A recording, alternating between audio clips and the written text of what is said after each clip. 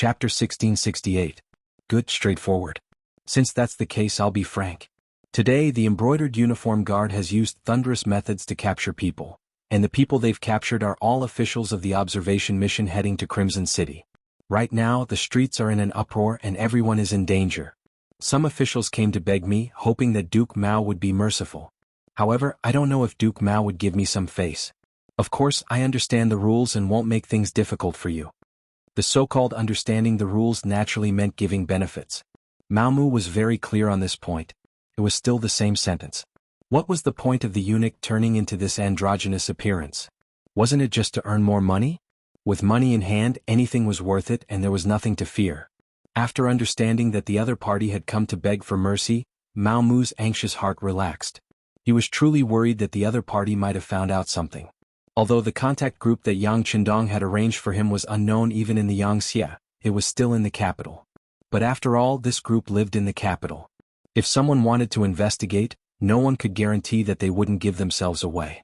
Especially since he had become more and more high-profile recently, there were probably many people secretly investigating him. Kai Zhong was a veteran eunuch of power, and he was also in charge of the Imperial Horse Directorate. He had the power to mobilize troops and countless capable people under his command. Who knew if he had received some information that could threaten him? Mao Mu had been worried about this. If that was the case, then he would have to fight even if he couldn't. It was just a pity that he couldn't complete the mission that Yang Qindong had given him. Now that he knew that Kai Zhong had a favor to ask of him, he could finally put down his anxious heart, and his expression became much more relaxed. However, this small change fell into Kai Zhong's eyes. Which of the eunuchs with power wasn't worry-free? Which of them wasn't an expert at reading people's expressions? When Mao Mu relaxed, Kai Zhong's gaze locked onto him. However, he didn't immediately ask, but he was certain that Mao Mu had a secret that he couldn't let others know. Mao Mu didn't know any of this. He was still interested in asking who had the face to invite eunuch Kai. Haha, I'm sure Duke Mao knows this person as well.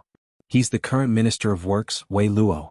He's also a member of the Observer Group. Although he didn't do anything wrong, it's better to be safe than sorry. He still entrusted himself to our family and is willing to pay 20,000 taels of silver to ensure his safety. What does Duke Mao think about this? Kai Zhong chuckled as he hid what he had just discovered in the depths of his heart and spoke with a smile. Upon hearing that he was pleading for Wei Luo, Mao Mu had a plan in his heart. This time, the Southern Ming Empire had indeed put in a lot of effort in sending the observation team to Crimson City. The fact that all 6 ministers were present was enough to prove everything. Among them, the Minister of War, Kuang Yi, had been sent back halfway because he had angered Yang Qindong. The other 5 ministers had observed the entire process. Now, 4 of the 5 had already been invited to the embroidered uniform guard, leaving only Verlo, so it was no wonder that he was nervous. However, Mao Mu had no intention of dealing with Verlo. After returning from Crimson City, Verlo had privately said that Crimson City was very powerful, that Wuxia was very powerful, and that the Southern Ming Empire couldn't compare. However, Verlo's abilities were truly limited. Under his leadership, the Ministry of Works hadn't made much progress in the past few years, and the cannons they were building were still solid shells.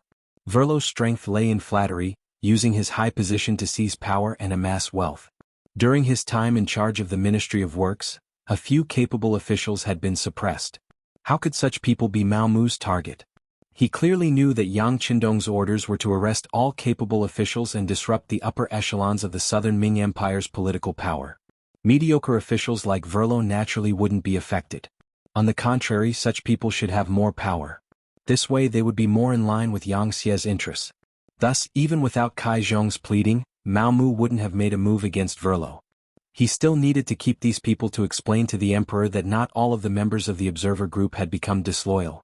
This was clear proof. Haha, Verlo, to be honest, said some things that crossed the line. His name is on the embroidered uniform guard's next arrest list. Although Mao Mu had already decided to let Verlo go and give Kai Zhong face, the process was still important. However, the process was still very important. How to make the other party accept this favor was especially important. Hearing that this was indeed the case, Kai Zhong couldn't help but nod. He didn't know what the emperor thought of the observer group and thought that he wanted to capture them all in one fell swoop. Thus, he naturally didn't doubt Mao Mu's words. Because of this, Kai Zhong's face bloomed into a smile. However, he didn't know how disgusting this smile was in Mao Mu's eyes. I'll have to trouble Duke Mao to put more thought into this matter. I'll remember this favor.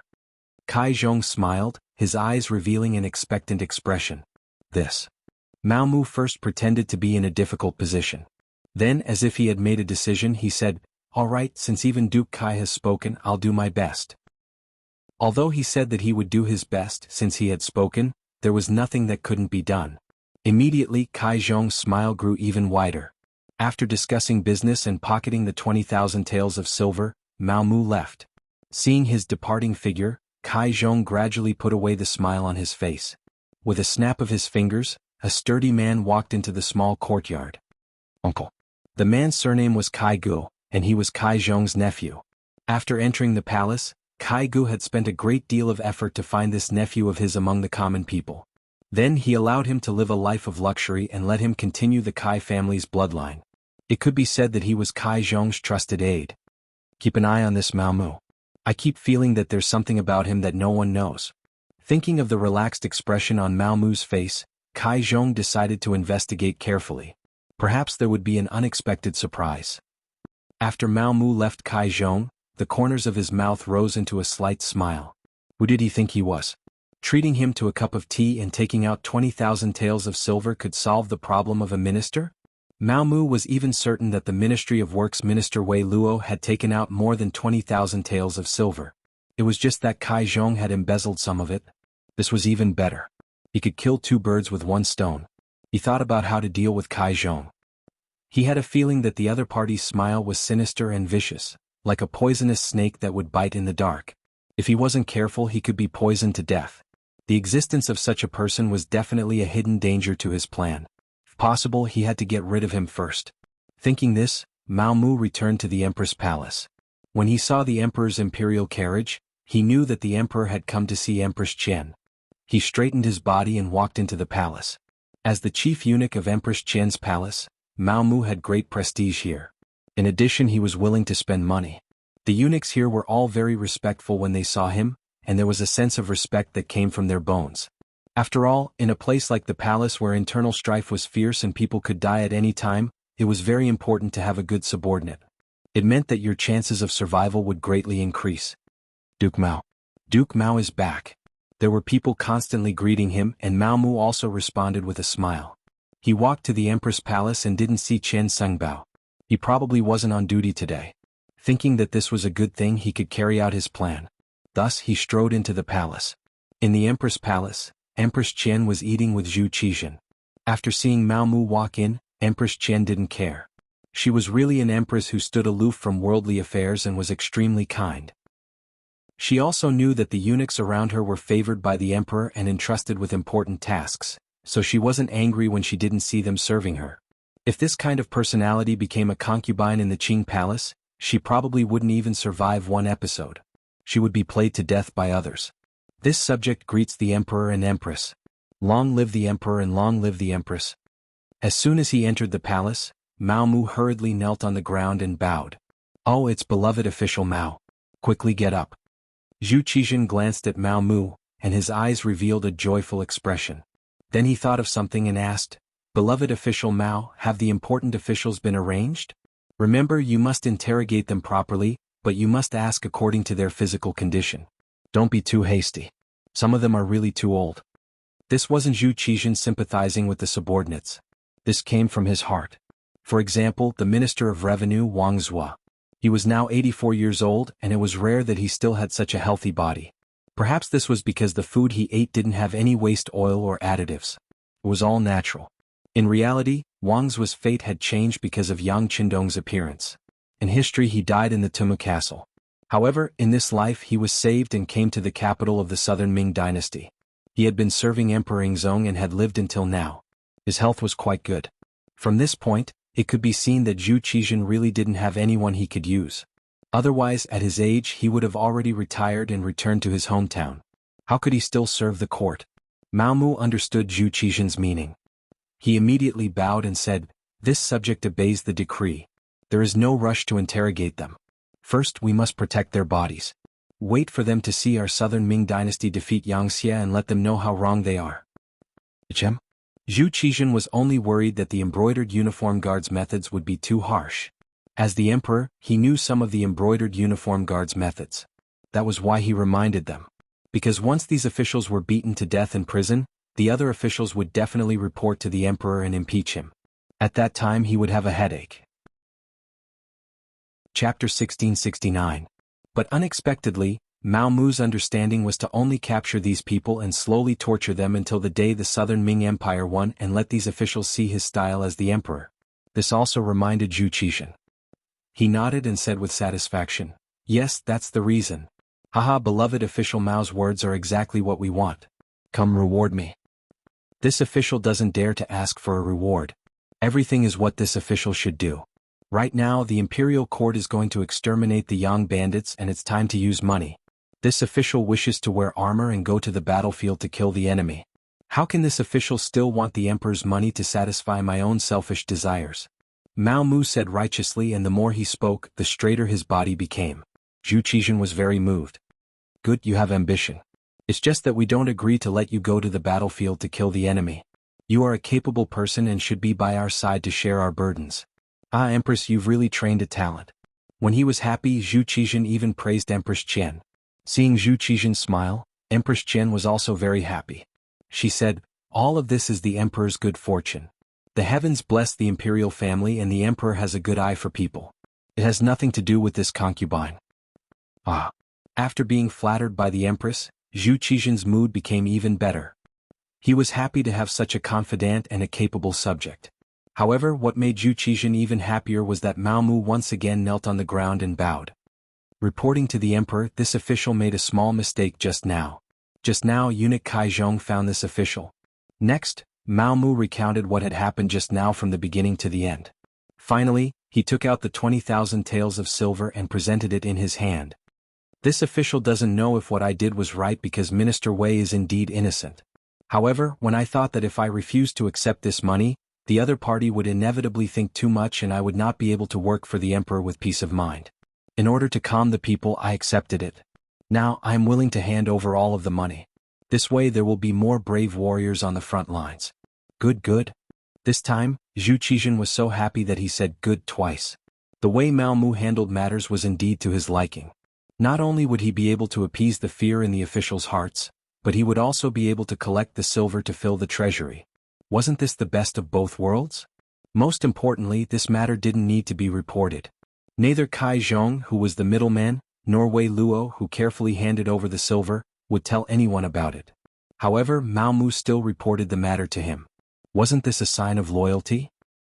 Mao Mu's indifference towards 20,000 taels of silver proved that he was not greedy. Handing over the money in full proved that the other party was worried about national affairs. Wasn't this kind of loyal and capable eunuch exactly what he needed the most? Speaking of which, Zhu Qixin's personality was somewhat of a perfectionist. He always wished that the people around him were made of stone, that they could not eat or drink, but they could fight on horseback and rule the country as soon as they dismounted. But where in the world could such a perfect person be found? He used to think that Wang Zhen was such a person, but reality proved that he was wrong. Later on he believed that Qian Xingbao, Chao Jixiang and Kai Zhong were such people. However, after some observation they all had their own shortcomings. Now that Mao Mu had jumped out, he realized that he had found the ideal candidate. Now he only hated that he hadn't discovered this kind of talent earlier. He had been forced to waste more than 10 years in the palace. Satisfied, he looked at Mao Mu with even more joy. Zhu Qixin didn't know that Mao Mu was now even more important than Qian Xingbao, who had followed him for more than 10 years. Seeing that Zhu Qixin was happy, Mao Mu also raised his head with a happy expression. He displayed the joy of a ruler perfectly. Beloved subject, we have seen everything you have done. Do well, and in the future you might be able to become a figure like Zheng He. Zhu Qixin was truly happy and compared Mao Mu to the three treasures eunuchs. Mao Mu naturally knelt down in gratitude and called out, "Long live the emperor." Afterwards, he took advantage of Zhu Qixin's happiness to mention that there were still a few officials who hadn't been arrested because their ranks were low. He also said that today's matter shouldn't be spread. Otherwise, if eunuch Kai Zhong found out, he would lose face and appear out of place. It would be difficult to carry out his work in the future. Of course, Zhu Qixin would follow Mao Mu's instructions. He said that he saw Mao Mu's loyalty and told him to do things without worry. He knew in his heart that he wouldn't let a capable official be wronged. He also said that the war was imminent. Anyone who had problems must be arrested, even those who suspected problems must be arrested. According to the previous method, they didn't need to be severely punished. He told them to wait and see how he defeated Bugnam of Gojoseon and Yang Qindong. Also, if there were still people who interceded and gave money, he should accept it. The money in the national treasury was getting less and less, and he was eager to replenish it. Zhu Qizhen finally left happily. After Mao Mu helped Empress Qian rest, he left the palace. The palace was forbidden, and it was very difficult for ordinary people to enter and leave the palace. However, with Mao Mu's current status, unless the emperor specifically ordered that no one was allowed to move, it was very easy to leave the palace. After leaving the palace, Mao Mu first brought a few of his eunuchs to the embroidered uniform guard. Coincidentally, Shen Nantang, Wu Ben, Luo Zhu and the others were all there. He told them about the emperor's decree, which was to take care of the old officials and not let anything happen to them in prison. They could consider giving each of them a single room so that they could come out every day and eat and drink as much as possible. If they didn't have enough money, they could inform their family to send it. Also, from tomorrow onwards, they would continue to arrest people according to the list. Of course, that list was provided by Mao Mu and also by the Yangxia Intelligence Department. They were all capable officials, and what they needed to do now was to catch them all in one fell swoop. In short, it was a sentence that would paralyze the southern Ming dynasty, break the tacit cooperation between the various departments, and thus reduce the southern Ming dynasty's fighting strength. Mao Mu's words fell into the ears of the embroidered uniform guard, which was equivalent to an imperial edict. Immediately, everyone bowed their heads and cupped their fists in agreement. After seeing that there was nothing else to do in the embroidered uniform guard, Mao Mu left. Then, seemingly unintentionally, he went to the silk shop that he often went to. Mao Mu didn't know that behind him, Kai Gu was quietly following him with a few trusted subordinates. When he saw him enter the embroidered uniform guard, he had been waiting outside. When he saw him come out and didn't immediately return to the palace, he followed him. Mao Mu was still a little inexperienced, and the results he obtained during the day made him a little arrogant. Right now, he was anxious to report all of this to Bugnam of Gojoseon and receive praise and recognition. The few eunuchs around him had received a lot of benefits from Mao Mu. Now that Mao Mu's status had skyrocketed, not only the empress, but even the emperor relied heavily on him. Naturally, they would follow Mao Mu wherever he went. Although the sky was already dark, it wasn't yet time for curfew on the streets. The silk shop's door was still open, and Mao Mu led a few eunuchs inside. Take a good look and see if there are any good satin brocades. Pick out some and send them to the Empress Palace.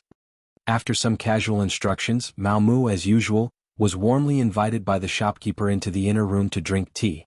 Outside the silk shop, Kai Gu and his people couldn't see what was going on. After all, they knew that the Empress liked satin brocades, and would sometimes make them into finished products for money to support the palace's expenses. Unable to see what was going on or where the problem was, Kai Gu decided to sneak into the silk shop and see what Mao Mu was doing. This was his uncle's intention and he had to obey. As to whether or not it would be dangerous, what a joke.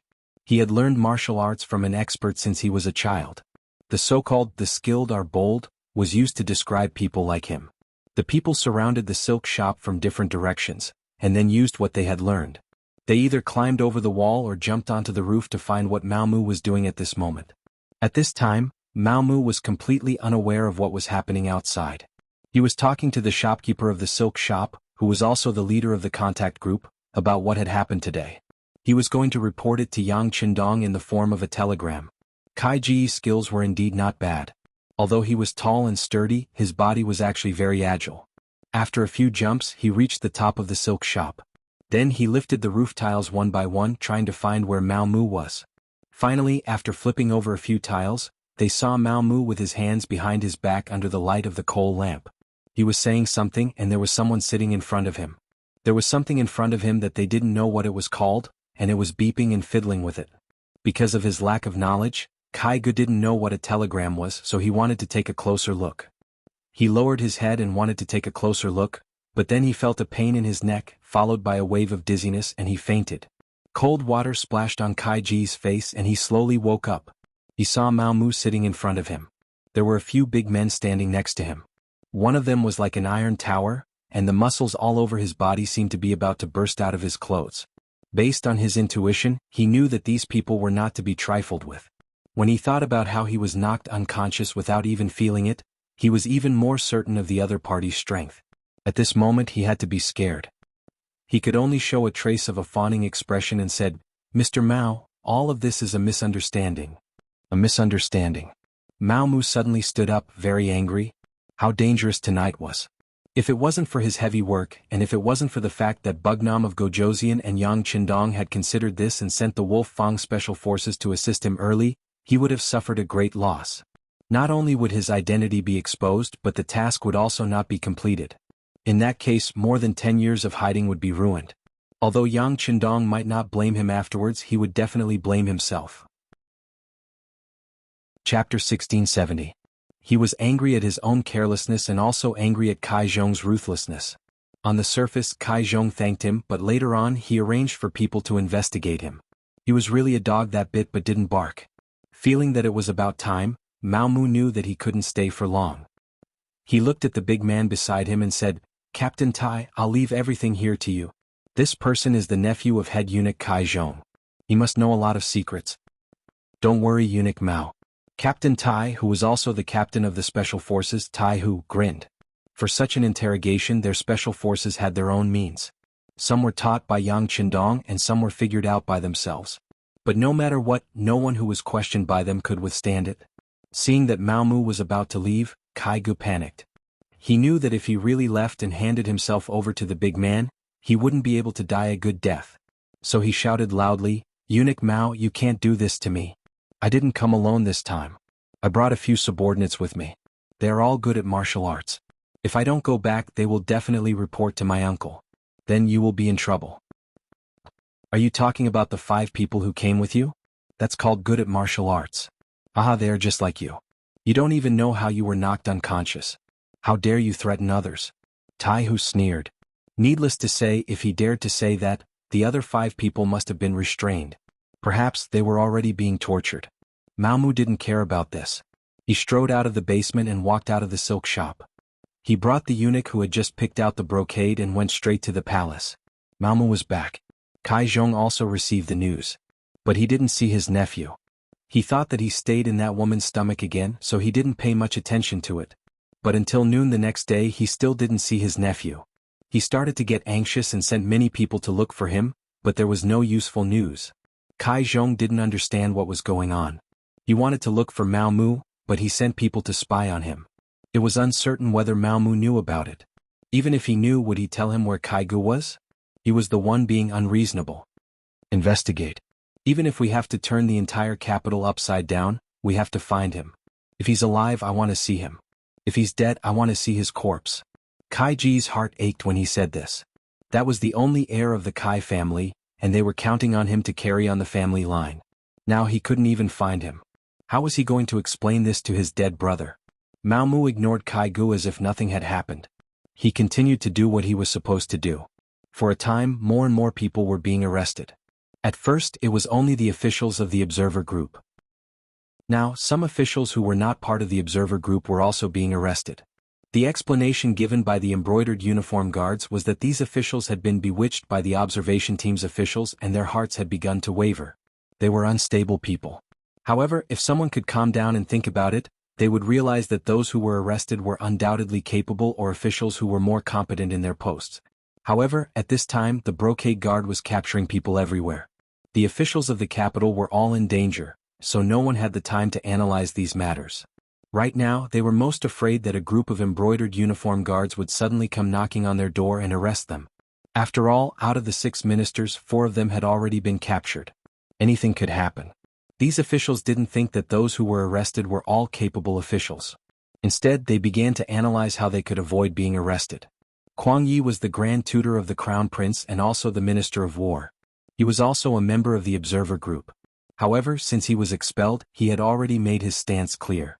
It was normal for the brocade guard to not make a move on him. Minister Wei Luo was different. He led the officials of the Ministry of Works to participate in the Observer Group. After returning, he wrote a memorial to the emperor, requesting for more investment in the Ministry of Works, more money to develop weapons, and to raise the status of technical talents in society. These were all things he learned in Chichen City. In other words, he believed that the Yangtze's industrial and manufacturing capabilities were far superior to the southern Ming dynasties. How could a minister who only praised the Yangtze and belittled the southern Ming dynasty not be arrested? How did he manage to save his own skin? Since someone asked this question, someone else would answer it. Soon Wei Luo sent 50,000 taels of silver to eunuch Kai Zhong. Kai Zhong acted as the middleman and pleaded with the brocade guard's eunuch Mao Mu. Now that they knew that sending money could guarantee their safety, the officials who hadn't been implicated began to take action. They used various connections to find Chen Xingbao or Kai Zhong, asking them to pass on a message. There were also people who directly went to find Mao Mu and brought large amounts of money. Eunuch Mao Mu, who no one paid attention to at first, quickly became one of the most influential chief eunuchs. His status even surpassed Kai Zhong's and was second only to Chen Xingbao. When large amounts of money and favors were brought to him, Mao Mu didn't let money get to his head. Mao Mu was very clear that he was only where he was today because of Yang Qindong's support. Otherwise he would still be a nameless eunuch. Perhaps he wouldn't have come to the southern Ming dynasty and would still be in Baiming's capital. It was even possible that he would have died in the internal strife among the eunuchs. Yang Qindong had given him a new life.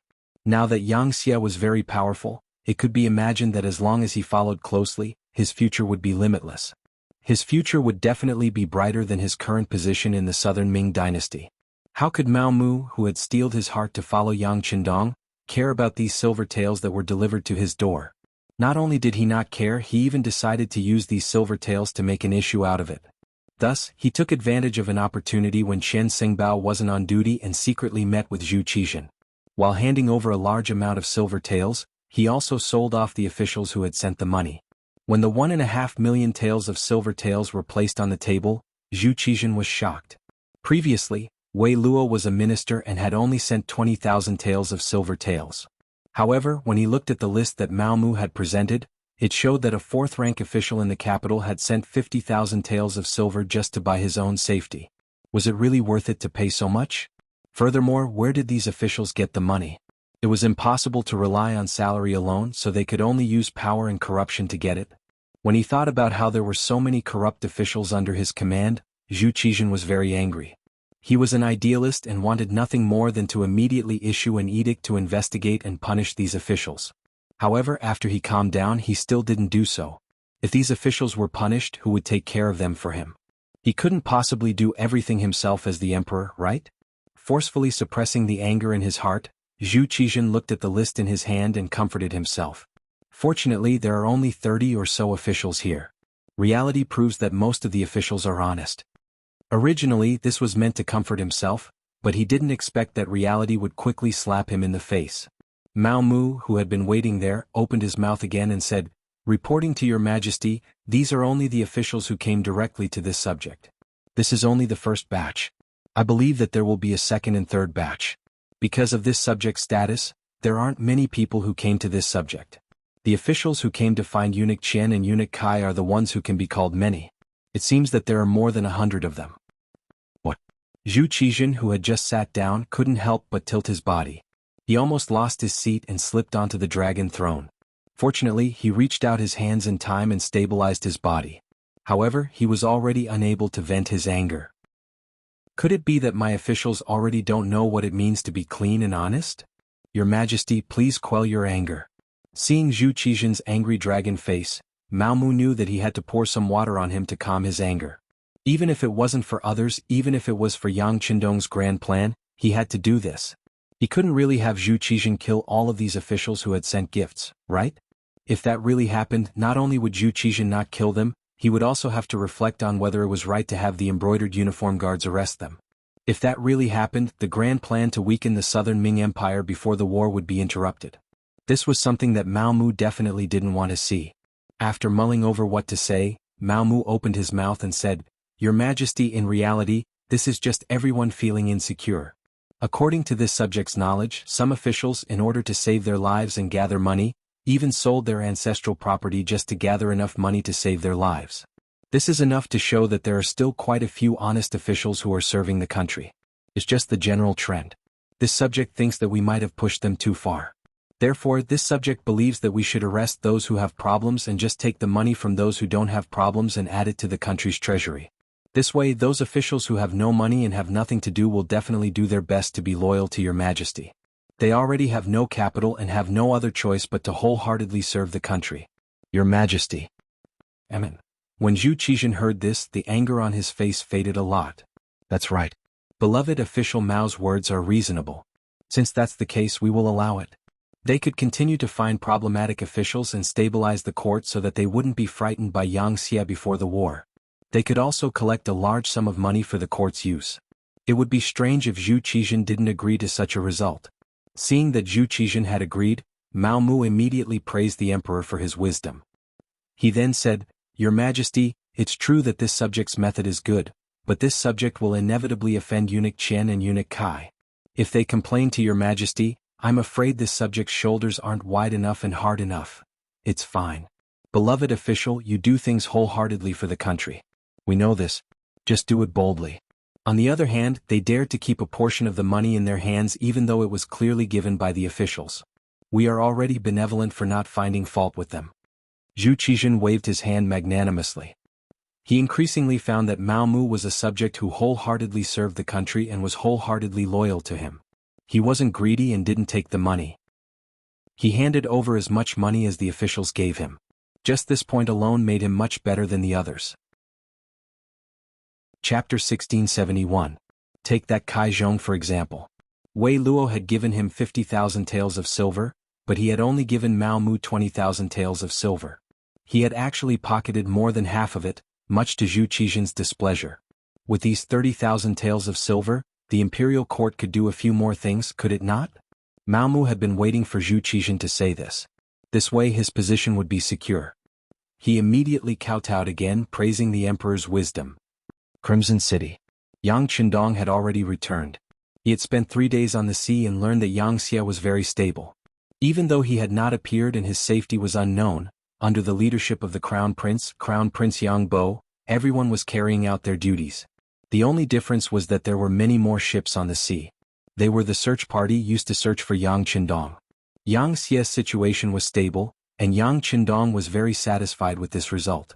He decided to return to Crimson City. Since his son had passed the test, and the officials of Yang Xie had also passed the test, there was no need for him to hide. After all, there were still many important things to do. Yang Qindong's reappearance on the docks of Crimson City naturally drew cheers from the officials of Yang Xie. Yang Xie had been created by Yang Qindong, and he was the backbone of everyone. In this aspect Yang Bo could not compare. But after this incident, Yang Qindong could see that Yang Bo was a promising talent. He had decided to slowly hand over his authority so that he could train Yang Bo. Not only him, his descendants would have to do the same, and that was to hand over power while they were still alive. Speaking of which, in history the change of dynasties was the easiest time to cause problems. When an old emperor passed away and a new emperor ascended the throne, a single mistake would result in a rain of blood and a sea of heads falling to the ground. When one's strength was severely damaged, it would often take a long time for one to recover. And at this time the new emperor was old, and it wouldn't be long before the old and the new were replaced, causing more heads to fall to the ground. How could one prevent this from happening? Yang Qindong's idea was to transfer his power to the old emperor while he was still alive, becoming the retired emperor. Of course there were drawbacks to doing this. For example, how could two tigers live on the same mountain? If the two emperors didn't like each other, wouldn't there be internal strife?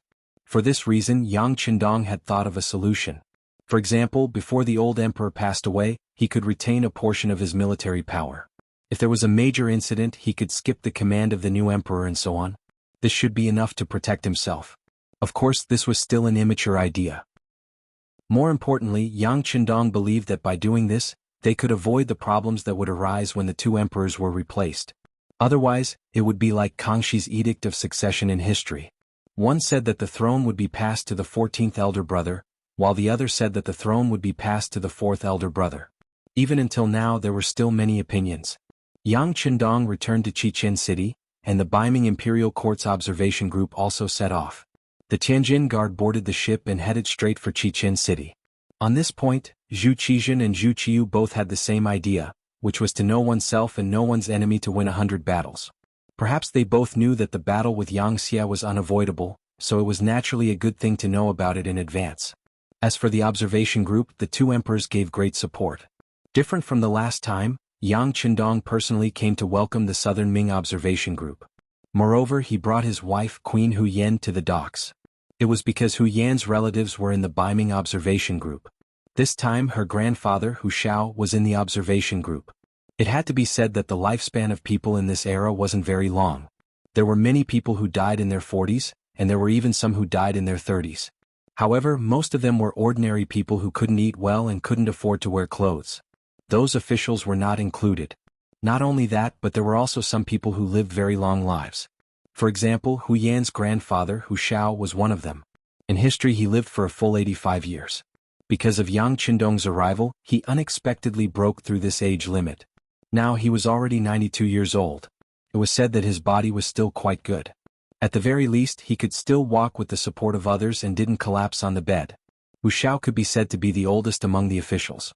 Adding on the fact that he had entered politics at a young age, he could already be considered an old official of 4 dynasties. This time, when he found out that there was an opportunity to enter Chichen City, he took the initiative to apply to the emperor. When Zhu Qiyu had already collapsed on the bed, his body gradually weakening, Crown Prince Zhu Jianji considered that Hu Xiao was already quite old. Even if he stayed in Baiming, he wouldn't be able to become an official, so he agreed to his application. However, he made it clear that only Hu Xiao from the Hu family could go. The others could join the observation group. From this, it could be seen that Zhu Jianji was still quite wary of Yang Qindong. Leaving the Hu family behind was also a method to keep him in check. Speaking of this Zhu Jianji, in history he died prematurely at the age of 7. It was also because of his relationship with Yang Qindong that he took out Western medicine to save his life. Now he was already a young man of 20 years old. Since her grandfather had come as his granddaughter, Hu Yan naturally had to come out to greet him.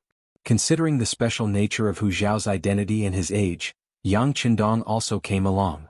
Hu Yan was so moved that she broke into tears. Yang Qindong and the queen both came out to greet them, causing the people on the docks to gather together and become even more magnificent. When they saw a ship coming from afar, someone on the docks had already reported it. At this moment, Hu Yan tightly grabbed Yang Qindong's arm, appearing very excited. 1 year had passed just like that. Finally she could see her family again. The excitement in Hu Yan's heart could be imagined. Yang Qindong naturally didn't feel any excitement. Not only did Zhu Jianji not allow Hu Yan's parents to come with the observation group, even his brothers and sisters weren't allowed to join the observation group. In other words, the Yang family was still in Baiming's capital. Although Yang Qindong had already made arrangements for them to not put their lives in danger or make their lives difficult, it was still somewhat regretful that they couldn't see them. As for Baiming, Yang Qindong's plan was even bigger. Whether it was in the imperial court or in the army, he had arranged his own chess pieces and their status wasn't low. As long as the time was right, they could launch a counterattack at any time. However, Yang Qindong didn't make a move. He was waiting for the day when Zhu Qiyu died. At that time, the young emperor, Zhu Jianji, would need some time to take control of the imperial court. At that time, Yang Xie's army would attack. Zhu Qiyu was ordered to be in danger, and with Yang Qindong's help, he was able to turn the tide. These years he had worked hard for the country and had a lot of prestige. At the very least, Baiming could be united with him as the core. Once he was gone with his useless son, the unity of the country would only be on the surface. He needed to wait for the right time to attack Baiming, but he didn't need to be so polite to the southern Ming. With Zhu Qizhen's imperial edict in Chao Jishiang's hands, Yang Qindong had enough reason to attack the southern Ming. The only reason he hadn't made a move now was because the military supplies weren't in place yet. Now it seemed that this was the time. When he thought about attacking the southern Ming, Yang Qindong couldn't help but think of Mao Mu. This chess piece that he had arranged many years ago had finally come into play, and its power was far greater than he had imagined. Before the battle, the southern Ming already had internal strife. The people's hearts weren't united and everyone was in danger. Once Yang Xie's army arrived, the result could be imagined. This made Yang Qindong very satisfied with Mao Mu. At this time, Mao Mu was still busy at Yingtian Manor in the capital. Whether it was Qian Xingbao or Kai Zhong, they didn't know that Mao Mu had secretly met with the emperor and handed over the ransom money he received. They were still using this opportunity to make a big profit. This was especially true for Qian Xingbao. Relying on his identity as the one who supported Mao Mu, he didn't give Mao Mu a single tael of silver. He only handed over the list of officials that he wanted to protect, saying that they were all his people, so he had to be magnanimous. Under Qian Xingbao's forceful attitude, Mao Mu chose to continue to endure. At the same time, he made a detailed report to Zhu Qizhen. In his own words, the reason why he could be where he was today was all because of the emperor's great kindness. He only listened to the emperor. As for other people, no matter how great their kindness was to him, he would at most help them within his authority. However, when it came to imperial power, he would still choose to listen to the emperor without hesitation. When Zhu Qizhen heard Mao Mu's confession, he was very happy. He praised Mao Mu as the most loyal official in the current court and told him to be at ease. Zhu Qizhen valued Mao Mu more and more. He began to have opinions about Chen Xingbao. This man, he was always afraid of being compared to others. With this comparison, it was clear who was stronger and who was weaker. Chen Xingbao, who seemed to be good at everything in the past, now made Zhu Qizhen feel dissatisfied with everything he did. He even thought about whether or not he should let Mao Mu replace him. Compared to Chen Xingbao's bossy attitude, Cai Zhong was more restrained. At the very least, he would give a portion of the benefits to Mao Mu. However, no matter what he did, he had already entered Mao Mu's death list. This was not only because Cai Zhong had sent his nephew Cai Gu to follow him. More importantly, he had reached out to the discipline prison of the Embroidered Uniform Guard. He had bribed the Embroidered Uniform Guard's jailers to meet Chao Jixiang's nephew, Chao Xin, who was the son of the former Embroidered Uniform Guard commander Chao Zheng. He wanted to use him for his own purposes. In the Chao family, other than Chao Jixiang, there was also Chao Xin. It was Chao Xin who had led people to ambush Yang Qindong in Baiming. It was just that they had not succeeded. Cai Zhong had found this person as a helper. It was clear that he had good taste. However, he had angered Mao Mu. Not to mention that the Chao family was now Mao Mu's mortal enemy. Once he ransomed Chao Xin, it would directly threaten his own safety. Just the fact that Chao Xin had once ambushed Yang Qindong made it impossible to let him live. Chapter 1672. The reason why Chao Xin was still alive in the Discipline Commission of the Embroidered Uniform Guard was because Mao Mu wanted to personally hand him over to Yang Qindong. But since Cai Zhong wanted to do this, he had to make a move in advance. First, he sent a telegram to Yang Qindong to ask if he could kill Chao Xin now. Then he found eunuch Chen Xingbao and explained what Cai Zhong would do next. Once Chao Xin was released, he would be the first to come after him. Next, he would not let Chen Xingbao go. Chen Xingbao was not an ordinary eunuch. Although he was not a man, he still had a residence outside the palace for his face. Not only that, but he also kept a few beauties in his residence.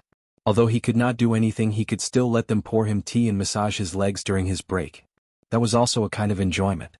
Once Chao Xin was released, who knew whether or not he would ambush him outside the residence for revenge? This was someone who even dared to ambush Bugnam of Gojoseon.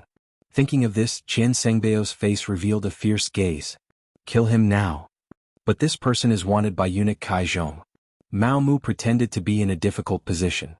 No matter, I will talk to him. In short, we have to nip any danger in the bud. Chen Xingbao's voice carried a sinister intent. Now he had borrowed Mao Mu's name to get a lot of money. He wanted to enjoy his life and did not want anyone to threaten his safety. Understood. Mao Mu nodded and agreed. What happened next was simple. After dinner, Chao Xin died in the discipline prison. When the news reached Cai Zhong's ears, he was naturally furious. Even if he closed his eyes and used his toes to think, he knew that this was Mao Mu's doing. Do you really think your wings are strong? Gritting his teeth, the angry Cai Zhong decided to unite more eunuchs to deal with Mao Mu. There were 24 eunuchs in the entire group of eunuchs. Each eunuch had a chief eunuch and 1/3 of them listened to him. Once they joined forces, Mao Mu would have a hard time in the palace. Scheming against scheming, there would always be countless sinister methods. Most of the time, such methods could even take a person's life. For example, if the eunuch in charge of the food shop wanted to make things difficult for Mao Mu, then in the entire empress palace, other than the master, the food that the other eunuchs and palace maids ate was either too salty to swallow or too bitter to curse. In addition, there would be various problems with the use of the eunuchs and palace maids. In this way, it wouldn't be long before all the eunuchs and palace maids in the empress palace hated Mao Mu. If that was the case, who would listen to him? When the problem affected the master, Mao Mu would fall out of favor and even be replaced. After all, Cai Zhong had been in business for so many years. He had many loyal followers in the 24 prisons. Once he made up his mind to deal with someone, the consequences would be very serious. At this time, Cai Zhong had already begun to imagine Mao Mu begging him. At that time, he would use his actions to tell the other party that he was not someone to be trifled with.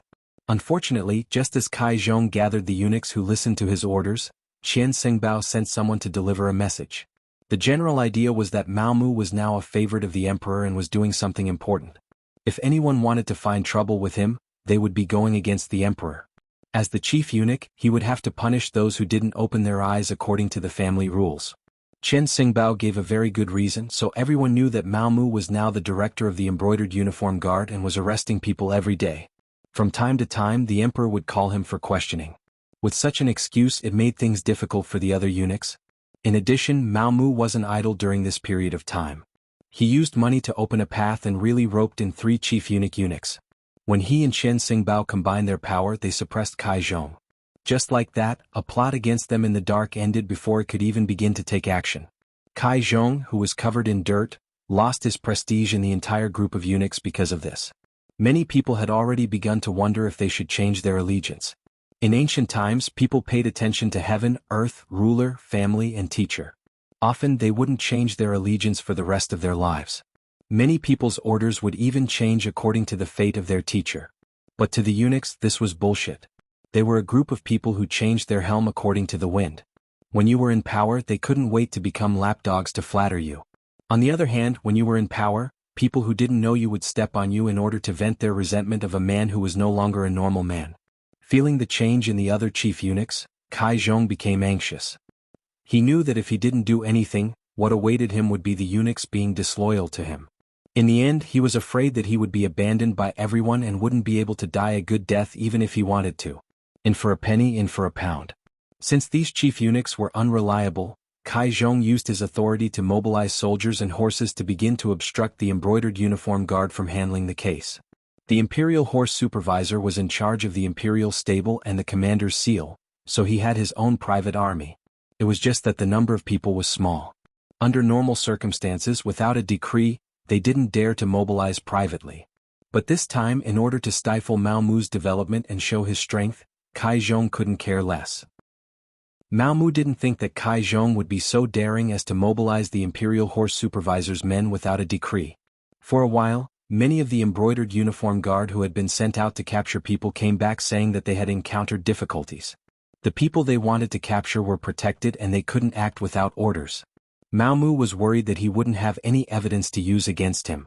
After hearing the reports from his subordinates, he went straight to the Qingjing hall where the emperor worked. Today Chen Xinbao was on duty. He was standing beside Zhu Qizhen, waiting on the emperor to read memorials. A young eunuch came to report that eunuch Mao had come. "Let him in," Zhu Qizhen said without raising his head. But he quickly stopped writing. He wondered if Mao Mu had come to give him money.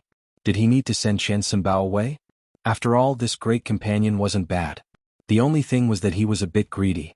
He had always wanted the other party to take the initiative to hand over the money he had embezzled. Unfortunately, he hadn't seen any movement. If Mao Mu really came to give him money and he saw it, what would he do? Even if he handed over the money at that time, it would be equivalent to being forced. It wouldn't be considered taking the initiative to admit his mistake. While Zhu Qizhen was still thinking about these things, Mao Mu had already walked into the main hall. Then, with a plop, he knelt on the ground and said with an aggrieved expression, "Long live the emperor. Beloved official, why do you have to be so courteous? Is something the matter?" Zhu Qizhen's face carried a trace of surprise. Although the great Ming dynasty had a ceremony of kneeling, it wasn't done every time they saw the emperor. It was only done when they were particularly excited or angry. Zhu Qizhen felt that something was wrong, so he asked this question. Using this question, Mao Mu raised his head and said, "Emperor, the embroidered uniform guard received orders to arrest people. Although there have been more arrests recently, they are all suspicious. There are also some people who have solid evidence and can be punished at any time. But I don't know why the emperor suddenly stopped arresting people and didn't give this official a decree. Right now, this official really doesn't know what to do." Huh. Zhu Qizhen was dumbfounded by these words. What stop arresting people? He didn't give such a decree. Out of curiosity he asked, "Beloved official, what is going on? Tell me in detail." "Yes."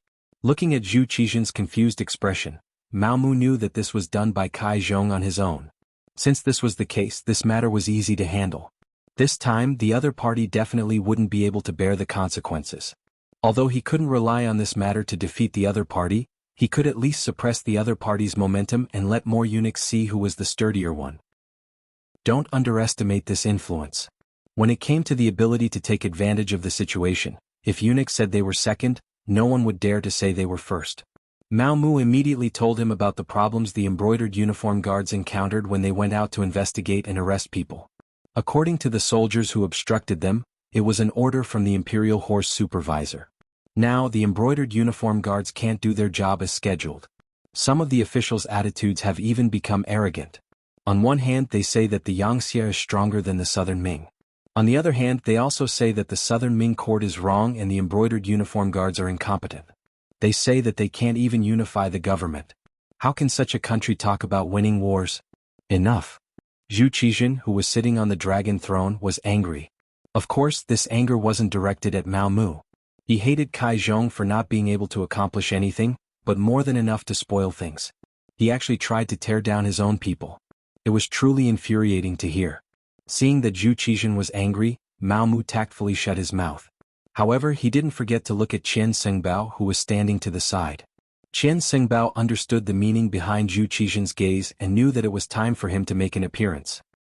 He nodded lightly and said, "Your Majesty, it must be said that eunuch Kai has been a little arrogant recently. He relied on the little bit of merit he made in the past and didn't put anyone in his eyes. Especially recently, I heard that many officials have already sought him out. There are even quite a few who want to acknowledge him as their godfather. Hehe, how laughable is it when you think about it? A scholar actually wants to acknowledge Kai Zhong, who is illiterate, as his godfather. If this trend isn't properly suppressed, I'm afraid that there will be trouble in the end. It might even lead to a conflict between factions. This subject is thinking that there won't be a day when these officials won't even look at imperial edicts. They won't know who your Majesty is and will have to act according to his wishes." Qian Sengbao's words weren't just sprinkling salt on the wound. He was clearly stabbing it with a knife. Moreover, he was stabbing it again and again as if he wanted to chop the flesh into pieces. What Zhu Qizhen disliked the most and was most apprehensive about was fighting between factions. It wasn't just him. Any emperor would be displeased. Chapter 1673. Once there was a factional conflict, not only would it cause chaos in the court, it would also create an awkward situation where the emperor could not leave the palace. Since ancient times, whenever there was a sign of such a conflict, it would be severely suppressed. Many times, the result of such suppression was the loss of the emperor's power and the weakening of the country. With so many examples from the past, how could Zhu Qizhen tolerate it?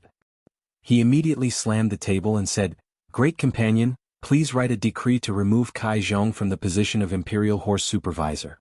For the time being, when he said this, Zhu Qizhen first looked at Mao Mu, then shook his head slightly and said, "Great companion, you will take over." Mao Mu had not been in power for long, and he was busy with the matters of the embroidered uniform guard. Zhu Qizhen thought about it and did not give him more responsibilities, so this task fell to Qian Xingbao. No one would complain about not having enough power. When Zhu Qizhen issued this decree, Qian Xingbao was so happy that he immediately knelt and thanked the emperor. Mao Mu left with satisfaction. When he left, Qian Xingbao took the initiative to send him off. The smile on his face was enough to squeeze all the mosquitoes that dared to provoke him. Could be seen how happy he was. Before Mao Mu rose to power, although Qian Xingbao was the chief eunuch, he had Chao Jixiang and Kai Zhong, the two supervisors of power under him. Most of the time they wouldn't even give him face. Compared to Wang Zhen, who was the emperor's first companion in the past, he was far inferior. In the end, Qian Xingbao was forced to work around the emperor and look after his own affairs. Now, after Mao Mu came to power, he received money and power. If he continued to work hard, there would be a day when he would become the second Wang Zhen. How could Qian Xingbao not be happy? When he saw Mao Mu, how could he not have a smile on his face? Mao Mu was very modest. Although in his plan this Qian Xingbao had to be taken down. But the meal had to be eaten bite by bite. He immediately smiled and said, "All of this is because Qian Xingbao has the emperor's heart. It should have been like this long ago." Qian Xingbao has been careful and conscientious by the emperor's side all these years. Now you are only a eunuch of the Imperial Horse Supervisor, which is very normal.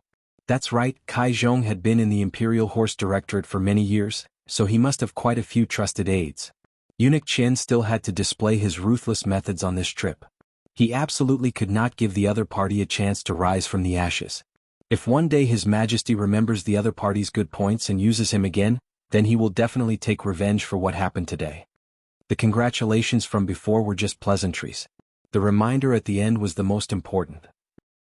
Mao Mu wanted to see Qian Xingbao and Kai Zhong fight each other so that he could reap the benefits like a fisherman. Don't worry, this duke is very capable. As Qian Sengbao spoke, his eyes had already narrowed into slits. Thinking about it, it made sense. For an old fox like him who was used to seeing eunuchs fighting for benefits, once he made a move, Kai Zhong would definitely not be able to stand it. Presumably, those eunuchs who belonged to him would also face the danger of being uprooted. Mao Mu left happily. Now that he had achieved his goal and no one was holding him back, he had to speed up the brocade guard's work. Once he captured all the capable officials in the capital, he would make a move on the local officials in the provinces. When he wanted Yang Xie's army to pave the way, no one would dare to stand in his way. Qian Xingbao did not disappoint. Soon after, he took the imperial edict written by Zhu Qizhen and went to the imperial horse directorate. From then on, Kai Zhong became one of the chief eunuchs with no power. The ferocity of the situation was completely out of Kai Zhong's expectations. He was still waiting for Mao Mu to come and beg for mercy. Who would have thought that Mao Mu would ignore him and directly report the matter to His Majesty? His Majesty even listened to Mao Mu's words and directly punished Kai Zhong. Although he did not do anything to Kai Zhong when he was stripped of his power, it was like taking away half his life. What made Kai Zhong even angrier was Chen Sengbao's actions. In just half a day's time, the entire Imperial Horse Directorate had been replaced. Those who were loyal to him had been demoted to other directorates, and had been demoted from eunuchs with real power to minor eunuchs. Based on the history of internal strife among eunuchs, it was needless to say that after being demoted from a high and mighty position, what awaited them would be worse than death. It would definitely be a fate worse than death.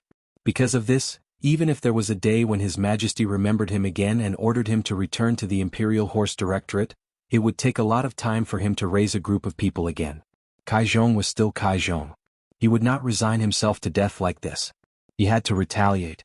He was already thinking of what to say. He wanted to see His Majesty and complain to His Majesty. Based on his past achievements, he believed that as long as His Majesty remembered their old friendship, he would be able to rise again. The next morning, after Zhu Qizhen had a court meeting, he learned that Qian Xingbao was not at the emperor's side and had instead gone to the Imperial Horse Directorate. Kai Zhong directly went to visit and had one of his trusted eunuchs by the emperor's side report that he wanted to see the emperor. That day Zhu Qizhen was in a very bad mood. He found that the number of people in the imperial court, which was held once every 3 days, had decreased by a lot. In order to maintain the operations of the imperial court, he had no choice but to quickly promote officials. However, when he thought about how many of the officials were still inexperienced and were still young, it was still unknown whether they could take charge of the various yamens and make the huge machine that was the southern Ming Empire operate normally. Just as he was in a bad mood, he looked at the list of officials to be promoted sent by the Ministry of Appointments. When he saw that there were many names that he had not heard of before, his brows furrowed again and again. The emperor managed the officials managed the small officials managed the small officials, and the small officials managed the common people. This was the basic structure of a country. The emperor only needed to win over the hearts of the officials, and it was the same as controlling the world. However, when he had not heard of the names of the officials, could the emperor still manage them well? Would they be able to work with him and deal with the affairs of the state? At this moment, Zhu Qizhen's heart could not help but waver. Should he release the officials that the embroidered uniform guard had captured? This was just a thought and he quickly rejected it. It was not for any other reason, but because these were all problematic officials. Once they were released and regained power, what would happen if these people no longer supported the southern Ming Empire and instead supported the Yangxie Empire? Wouldn't that be the same as helping the enemy? Forget it, I hope that these new officials can quickly grow up. As he comforted himself like this, a eunuch came to report that eunuch Kai Zhong was outside the hall and was requesting an audience. Knowing why Kai Zhong was here, Zhu Qizhen originally did not want to see him. However, considering that he had been performing well and was considered loyal, he did not want to give him too much heart. Thinking about it, it was better not to disappoint the other party. He still had to comfort him and let him reflect on it. If there was a chance, he could use him again. It had to be said that Zhu Qizhen had indeed become the role model of the emperor when it came to the tolerance of eunuchs. Although some emperors also trusted eunuchs, there had never been anyone like Zhu Qizhen who, after suffering a big loss, taking a big tumble, and even dividing the great Ming dynasty into the north and the south, still did not know how to repent. Kai Zhong had grasped Zhu Qizhen's mentality and dared to take the initiative to request an audience. If it were any other eunuch, they would probably hide as far away as they could at this moment. After Kai Zhong received permission, he entered the hall. As soon as he entered the hall, he knelt on the ground with a plop. Following that, his face was covered in tears. First, he stated that after dividing the great Ming dynasty between the north and the south, he had traveled from the northern Ming dynasty to the southern Ming dynasty without hesitation. He had traveled thousands of miles just to seek refuge with the emperor. This was because he believed that the emperor was the sacred lord and definitely could not be compared to the despicable Zhu Qiu. After coming to Yingtian prefecture, he also worked conscientiously. When he saw the southern Ming Empire under Zhu Qizhen's rule, he was overjoyed and so on, and the southern Ming Empire's strength increased greatly. These were all to show off his achievements and flatter Zhu Qizhen in disguise. This was also a trick that Kai Zhong often used. This trick was indeed effective. Zhu Qizhen sat on the dragon throne with a satisfied expression on his face. This was a person who was conquered by his charisma. This was enough to prove that he was more suitable to be the emperor than Zhu Qiu. Seeing that Zhu Qizhen's mood had improved, Kai Zhong began to complain tearfully. He said that Qian Xingbao and Mao Mu had joined forces to deal with him and that they could not bear to see others better than them. The reason why he used the power of the Imperial Horse Supervisor was to check and balance the power of the Imperial Horse Supervisor. It was true that the Imperial Horse Guards had arrested too many officials recently, and many of them did not have any problems. It was only because they joined the observation group and saw how powerful Wuxia was that they came back and complained a little. Besides, the observation group was decided by the emperor. How could there be a mistake? It would have been better if Kai Zhong did not mention this. When he mentioned this, Zhu Qizhen's expression changed. Speaking of which, there were 3 things that Zhu Qizhen regretted the most in his life. First, he should not have listened to Wang Zhen's words and personally led the army. This led to the defeat of the Tumu fortress and divided the great Ming Empire into the northern and southern Ming empires. Second, he should not have let Yang Qindong leave. If he had kept Yang Xie by his side and used his ability to help him, all of Yang Xie's achievements would have been his. This point was somewhat taken for granted. If he had kept Yang Qindong, it would be hard to say if he would have been able to put him in an important position or if he would have listened to him. After all, if an official's ability was too strong, the emperor would always be afraid of him. Over time, once the official's achievements were too great, he would be killed. Third, the matter of establishing the observation group. Originally, he wanted to see how the other party was developing so that he could know himself and the enemy. If possible, he wanted to learn from the other party's advanced things.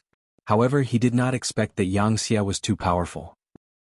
The members of the observation group actually developed a mentality of fear and brought this atmosphere back to the capital. As a result, the expressions of the officials below changed. Before the war had even begun, everyone was already in a state of panic. The theory of failure had become a mainstream.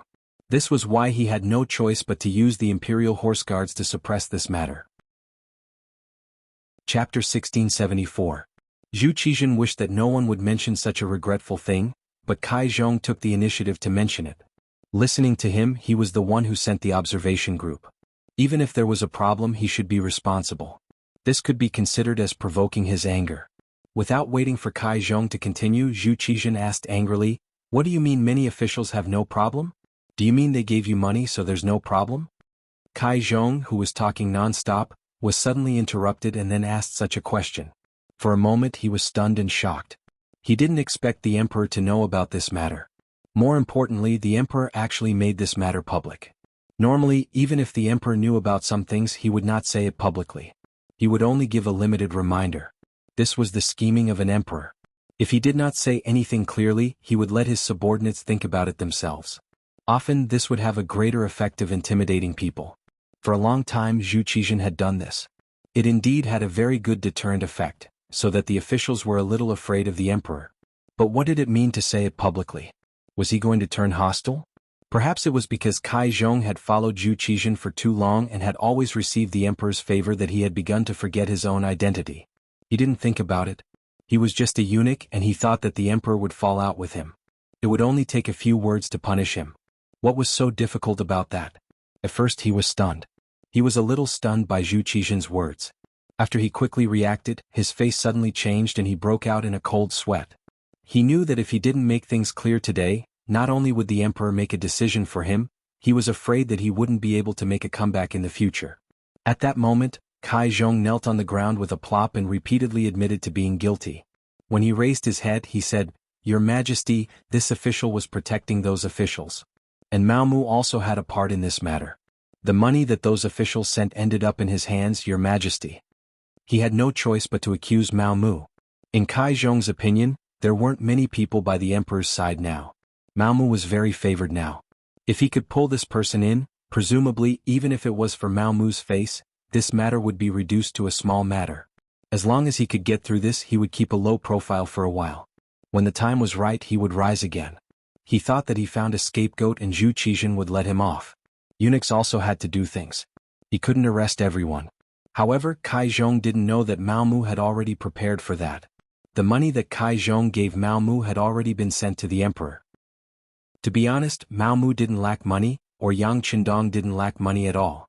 Not to mention the money that was given to Zhu Qizhen. Once the southern Ming Empire became a part of the Yang faction, this money would eventually return to their pockets. When Kai Zhong was still thinking that Zhu Qizhen would let him go, a roar was heard. "You still have the nerve to talk about money? How much did you embezzle? Tell me." Zhu Qizhen was really angry. Kai Zhong first blindly mentioned the observation group and exposed his scar. Then he didn't repent and wanted to get Mao Mu off the horse. Did he really think that he had a good temper? Did he really think that he didn't dare to teach him a lesson? Yes, Zhu Qizhen liked Kai Zhong very much. Previously, this person was able to come to Yingtian Prefecture from Baiming, which also proved his loyalty to him. However, to become a suitable subject, loyalty wasn't enough. He also needed to be capable. Not only was he incapable, but he was also very greedy. When he encountered a problem, he didn't want to admit his mistakes. He even wanted to get others off the horse to achieve his goal of making him hesitate. Such a person couldn't be easily forgiven. Zhu Qizhen's reaction was completely out of Kai Zhong's expectations. He didn't expect that he would directly ask how much money he had received. Based on his experience of serving Zhu Qizhen all these years, since he asked this question, he must have an answer. When he thought of the punishment of the great Ming dynasty for corrupt officials, Kai Zhong was afraid.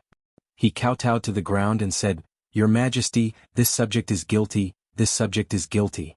But Mao Mu really accepted this subject's money. At this time, Kai Zhong still wanted to get Mao Mu off the horse to share his mistake. If he really admitted his mistake, perhaps Zhu Qizhen would really spare him for the sake of his loyalty. At most, he wouldn't put him in an important position in the future. Speaking of which, Zhu Qizhen's use of eunuchs was definitely the highest in history. However, at this time, Kai Zhong still wanted to find a scapegoat. How was this admitting his mistake? It was clearly sophistry. Zhu Qizhen was completely disappointed now. He shook his head and his voice suddenly became much calmer. "Minister Mao Mu has already presented the money you gave him to me. You still dare to accuse a loyal subject. You really disappoint me." Kai Zhong once again let out a unique duck-like shriek. Then he fell to his knees on the ground as if there were no bones in his body to support him. He didn't expect Mao Mu to do this. Didn't that mean he had already sold him? He even used this as an excuse to escape punishment. He really didn't know how the word death was written. A eunuch was a eunuch. No matter how strong he was, a word from the emperor would just turn him into ashes. Kai Zhong was taken away by the burly general outside the hall. When he left, he didn't beg for mercy because he knew how miserable his fate would be. At this moment, saying anything would be futile. When Mao Mu heard of this matter, it was already 2 hours later. His expression didn't change, but he was a little excited.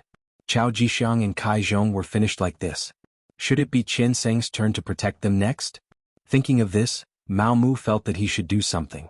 Compared to Mao Mu's calmness, Qian Seng Bao was laughing to his heart's content. After all these years, he finally felt like he was in control of the entire group of eunuchs. There were no competitors and Mao Mu listened to him. In the future, wouldn't he be able to do whatever he wanted? Once he completely integrated this power, he would hear in front of the emperor that was beneficial to him. In this way, no one would shake his foundation. He would become the second Wang Zhen. When Wang Zhen was here, there were other eunuchs who shared power. If he did it well, he could be more impressive than Wang Zhen. Qian Seng Bao, who was in a good mood, quickly received good news. Many officials came to find him, especially some officials from other provinces. After the embroidered uniform guard's target moved from the capital to other provinces, officials near the capital began to be arrested. These people, in order to protect themselves, found Qian Seng Bao through the guidance of other officials. After all, Mao Mu didn't accept money. When he met the officials, he always had a cold face, giving people a feeling that he was unapproachable. Kai Zhong was completely taken down, so they had no other choice but to find Qian Seng Bao. More and more officials came to see him, and the amount of money they gave him also increased. In a short 3 days he received 3 million taels of silver. This showed how rich the officials were. It also showed that the money in their hands was far more than what they got from their salaries. Chen Xingbao also had a good appetite. He would give a reply according to the amount of money sent to him. If they sent a small amount, he would naturally be perfunctory. If they sent a large amount, he would clearly say that he would protect them. If they sent a large amount, he would take time to meet them directly and comfort them. In a short time, Chen Xingbao became the second parent of many officials. Praises came one after another. Following these officials' words, eunuch Chen was their life-saving straw. He was their biggest backer. This kind of action naturally attracted the resistance of some self-proclaimed righteous officials. They were either honest officials, or they had been officials for too short a time and couldn't gather much money. However, they were jealous, so they all sent memorials to Seng Qian to protect them. When these memorials were sent to Zhu Qizhen, they were all ignored. The emperor didn't care. Did the people who did things have to be reported? Just like eunuch Mao Mu, weren't there just as many people who reported him? Not to mention Zhu Qizhen was very conceited. He thought that he understood Chen Xingbao and didn't have the guts to steal so much money. If it was 100 or 2,000 taels of silver, he might still dare to do it. However, it was a few million taels of silver. He didn't have the guts. This was Zhu Qizhen's biggest shortcoming. He always liked to be self-righteous.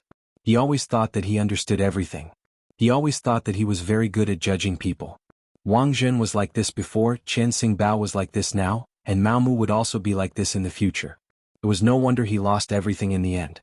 Mao Mu quietly watched Chen Xingbao's performance from the side.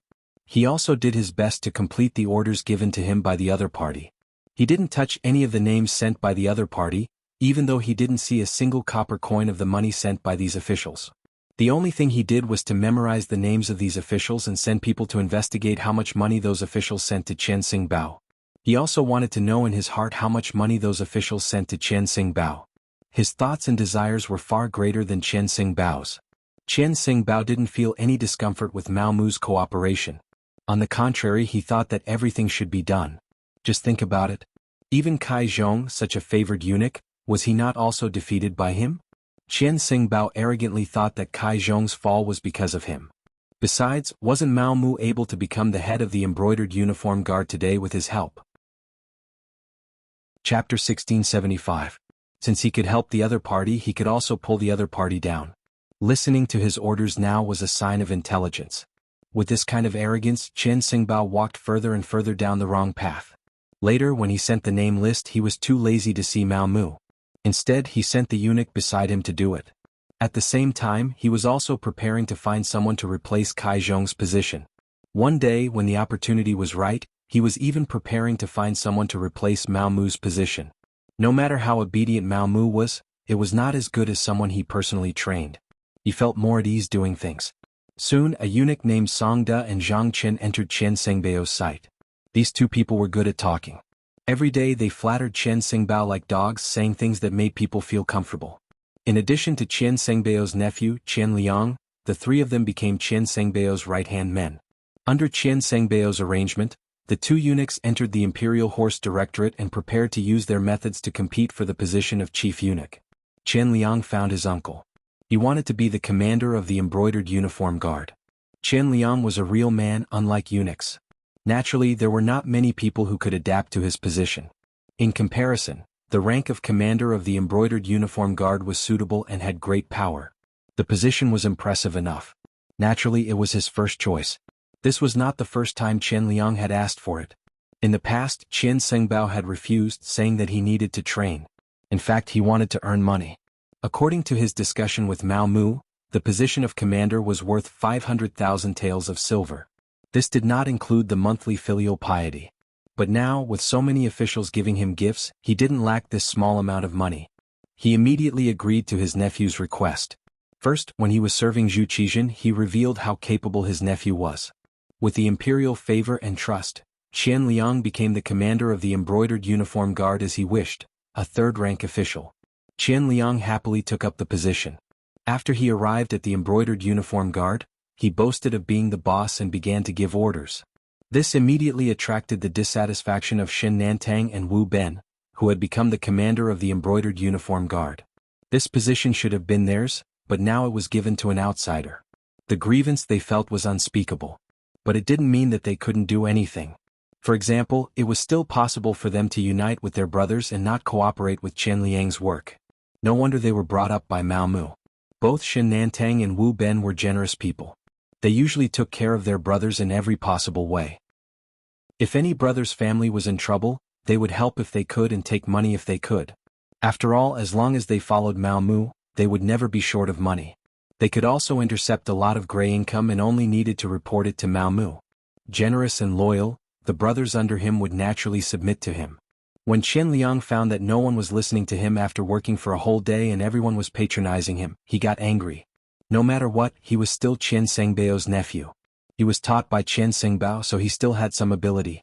At that moment he thought of the method his uncle taught him. He wanted to rope in a group of people by himself to achieve the goal of fighting for the right to speak. However, the greedy Chen Liang was unwilling to spend money. When facing some of the embroidered uniform guard brothers who were on the sidelines and didn't have much ability, even if he went out to eat with them, they still had to pay. Gradually, after everyone knew Chen Liang's nature, in just a few days, everyone stopped paying attention to this commander. When you didn't get anything in return, who did you think you were, a fool? Chen Liang found that the brothers around him were getting fewer and fewer. When he was about to become a commander without an army, he finally felt powerless. He had no choice but to ask his uncle, Chen Sengbao, for help. Soon, Mao Mu received a message from a little eunuch sent by Chen Sengbao, asking to see him. In this period of time, Mao Mu had also cultivated a lot of trusted eunuchs. Among them, the most outstanding one was the eunuch called Zhu Tao. Under Mao Mu's intention, he was promoted to the position of deputy chief eunuch in the empress palace. Usually when he wasn't here, it was Zhu Tao who took care of all kinds of things. Godfather, eunuch Chen didn't come with good intentions. Zhu Tao's face was full of worry. When the little eunuch came to deliver the message, he happened to be present. Because of Mao Mu's trust, he also knew that Chen Liang had hit a wall in the embroidered uniform guard. Regarding this, Zhu Tao had always been worried. He meant to worship Chen Liang like a bodhisattva. No matter what, he was still eunuch Chen Sengbao's nephew. This kind of superficial work still had to be done. If it was in the past, Mao Mu could only do this. However, now that Kai Zhong had fallen from power, Chao Jixiang's power had been uprooted, and only Chen Sengbao was left. He really wasn't afraid of anything. At worst, everyone would fight. Speaking of which, he had a lot of evidence in his hands. Once he took it out, he was afraid that Chen Sengbao wouldn't be able to bear the consequences. That's right, little Taozi. You're right. This time, I'm afraid eunuch Chen will come to make things difficult for this eunuch. Mao Mu nodded. He agreed with this point of view, but he wasn't afraid. This was because taking down Chen Sengbao was originally one of his goals. Only in this way could he truly control the eunuch group. Only then could he reach the left and right harem and even part of the imperial court's power when Yang Xia launched an attack. In order to achieve this goal, Chen Sengbao must fall. With a goal, he had to do it. Mao Mu had been preparing for this. But at the same time, he was also very clear that after all, he had followed Zhu Qizhen for so many years and was called a companion. It wasn't so easy to take down Chen Sengbao. If he didn't do it well, he would be in trouble if he couldn't take down the other party. Therefore, he needed a bigger opportunity. Just last night, the group that contacted him had already sent the opportunity to him. The next problem was how to implement it. Now that Chen Sengbao asked him to go over, it was the right time to throw out the bait. He got up and walked calmly in the direction of Qingjing Hall.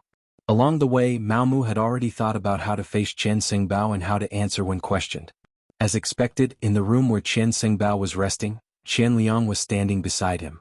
When Mao Mu walked in, Chen Liang immediately had an arrogant look and didn't even look him in the eye. Mao Mu was like an old monk in meditation.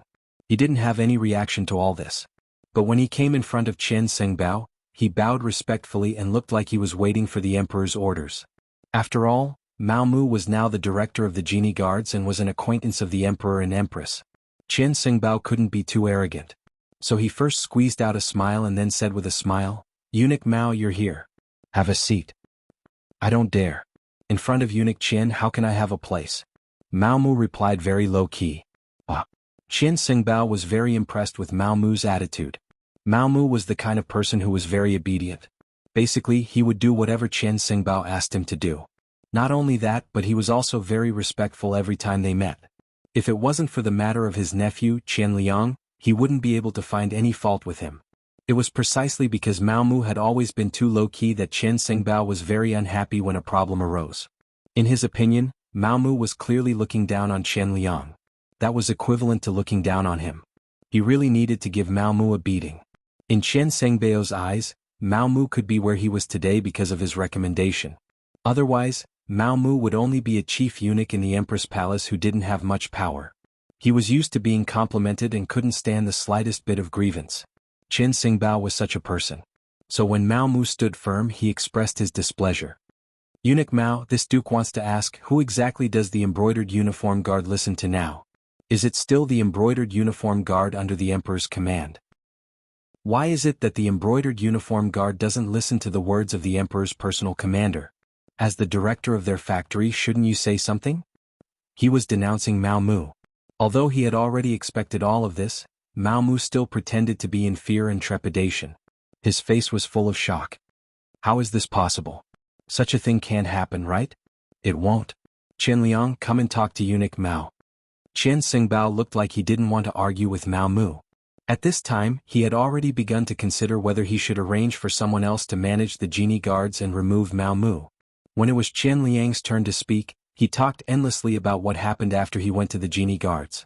He added oil and vinegar. Chen Liang didn't have any other skills, but his eloquence was quite good.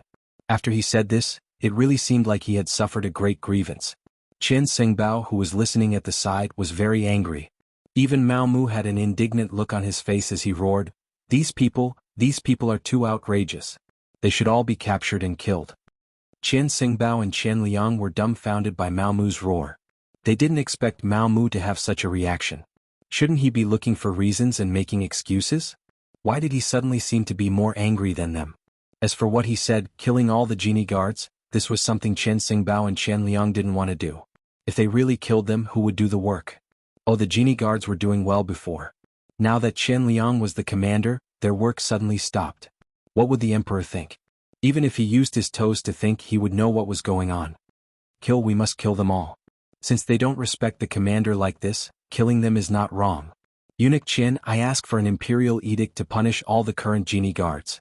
If it doesn't work, we'll kill more than half of them. This way we'll see who dares to not listen to the commander's orders. Mao Mu didn't seem to be joking. Since he was going to ask for an imperial edict, he was serious. Chapter 1676. Of course, Chen Xingbao wouldn't agree. Although he was very angry that the embroidered uniform guards didn't obey his nephew's orders. But if he had to kill them all because of this, he would not do such a thing. Therefore, the person who should be condemning him became the one who comforted him. Ayaya, eunuch Mao, calm down, calm down. You can't do things like this. How can you fight and kill for no reason? Yes, I was too agitated. It's just that I really don't know about this matter. I've been taking care of the Empress for a while and haven't been to the brocade guard's yamen. If you don't believe me, Commander Chen, think about it carefully. Have you seen me in the past few days? Mao Mu knew that he had the upper hand, so he stopped and asked Chen Liang. Chen Liang thought about it carefully and found that it was true. He immediately replied, That's right. I haven't seen eunuch Chen in the embroidered uniform guard these few days. That's right. It's all a misunderstanding. However, it doesn't matter. I'll go to the embroidered uniform guard and gather those brats.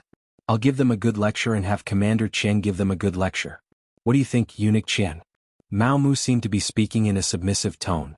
What could Chen Xingbao say when he had such a proper attitude? He could only nod and say, Since it's a misunderstanding, I've wronged eunuch Mao. Then we'll do as you say. Thank you for your understanding, eunuch Chen. Mao Mu's body straightened at this moment. The atmosphere eased up a lot and the three people all had smiles on their faces. Since the atmosphere eased, there was no need to be so serious. Mao Mu said, Eunuch Chen, Commander Chen, it's not difficult to deal with these embroidered uniform guards. You can do it from two aspects. The first is to give them money. With benefits, everyone will be willing to follow you. As he spoke, Mao Mu was still observing Chen Xingbao and Chen Liang's reactions. Just as he thought, both of them had a serious look on their faces after listening to him. Obviously, for misers like them, it was more appropriate for others to give them money. Asking them to take out their money and hand it over to their subordinates was even more unbearable than killing them. Mao Mu then continued, If we don't give them money, then we can only take the second path, which is to display enough ability to intimidate them. Coincidentally, there is a matter that His Majesty has instructed me to discuss the issue of grain with Wuxia. If this matter is done well, this merit will be enough to intimidate others, and we won't have to worry about the brocade guards not being obedient. Listening to Mao Mu's words, Qian Liang originally wanted to say that his ability was mediocre. It was too difficult to prove to others with his ability. But before he could say anything, he heard about the problem of food. He couldn't help but open his ears wide. At this moment, Qian Sengbao's expression turned serious. His intuition told him that this matter of food could be done. After all, it was part of the procurement process. As long as one was a eunuch in the palace or an official in the imperial court, who wouldn't know that when it came to procurement, there were always benefits to be gained. Eunuch Mao, what exactly is going on? Tell me about it. Qian Xingbao took this to heart. When he asked about Mao Mu, his attitude became much more amiable. Mao Mu, who had been waiting for this sentence, explained the task that His Majesty had instructed him to do in detail. It turned out that ever since Yang Xie was assassinated in the capital and the imperial edict in Chao Jishiang's hands, although Yang Xie didn't declare war on the southern Ming Empire, he had been preparing for it. It was said that there were many official ships that went from Chichen City to Laizhou Prefecture every day, transporting all kinds of supplies before the war. Of course, the southern Ming Empire wasn't idle either. The Ministry of War began to deploy troops and the Ministry of Revenue began to prepare money and food. Here came the problem. In the past few years, because Yang Xie had poured large amounts of food into the southern Ming Empire, and the price was very reasonable, it heavily suppressed the local food industry. As a result, the more land the farmers planted, the more losses they suffered. Gradually, large amounts of land began to become barren, and the southern Ming Empire no longer had the ability to produce their own food. Now that they were about to go to war with Yang Xie naturally didn't want to sell food to the southern Ming Empire. Although in the past 2 years the officials of the southern Ming Empire had seen through the problem and increased the amount of food they bought, and they had accumulated some food. However, if they only sent out and didn't receive any food, they wouldn't be able to last for long. For the southern Ming Empire that was about to go to war, this was an extremely dangerous matter. The emperor saw the problem and handed the matter to the embroidered uniform guards, telling them to discuss with the officials of Yang Xie about the matter of purchasing food. After all, the two sides hadn't declared war yet, right? Moreover, in the previous negotiations it was agreed that the southern Ming Empire could continue to buy food, but the price would be raised by 30%. A 30% price increase was still acceptable to the southern Ming Empire. What they were afraid of was that the Yang Xie wouldn't sell food. That would be the worst-case scenario. Regarding this matter, we also sent people to discuss with the officials of Yang Xie. The other party also revealed a certain amount of information. It's not that they don't want to sell food. After all, the Yang Xie boasted that they wanted to bring the Han people to the peak of the world. The southern Ming Empire is full of Han people, and they can't just watch the people starve to death. However, they still want to raise the price. This is something that the emperor can't accept. Our embroidered uniform guards are responsible for buying food at a 30% price increase to prepare for war. Mao Mu said a lot in one breath. After he finished speaking, he closed his mouth and looked at Qian Xingbao and his nephew's performance. The matter was already very clear, and Qian Xingbao was also thinking in his heart. If this was the case, this was indeed a good job. Once he could buy a lot of food, the emperor would definitely be happy. Then he would be able to obtain merit. However, the problem was that it wasn't easy to talk about the price of food. Thus, he asked the crucial question, Eunuch Mao, does the emperor mean that there's a possibility of the price increasing? The emperor naturally hopes that it will be as low as possible. However, the food is now in the hands of others. Of course, it's not up to us to decide. If it must increase, then we can only accept it. Mao Mu spread out his hands, and there was a hint of helplessness on his face. This meant that there was room for fluctuation. This way, not only could this task be completed, there might even be a lot of profit in the process. Qian Sengbao's eyes lit up. He had already decided to accept this task for his nephew. When he looked at Mao Mu, he didn't blame him at all. Not only that, his eyes were filled with admiration. It seemed that he had really wronged him before. If Mao Mu really didn't want Qian Liang to be the commander, then why would he mention such an important task? When he thought about how he had wronged him, a trace of guilt flashed across Qian Sengbao's face. He then said, Eunuch Mao, it was indeed a misunderstanding. I have wronged you. How about this? Qian Liang will accept this task. When you return, please hand over the relevant matters. What do you think? Everything will be done according to Eunuch Qian's wishes. Mao Mu pretended to hesitate for a moment, then agreed. As for whether the other party would gain merit because of this, sorry, this was originally a trap. Qian Liang was willing to fall into it, so he couldn't blame others. Mao Mu was politely sent away. Qian Xingbao and his nephew, Qian Liang, went into a secret meeting. Because of the big trouble, Qian Xingbao even called the eunuch Songde to help Qian Liang. After that, he repeatedly reminded Songde that the matter must be done well so that he could show his face in front of the emperor. After Qian Liang received a good task, he was naturally very excited.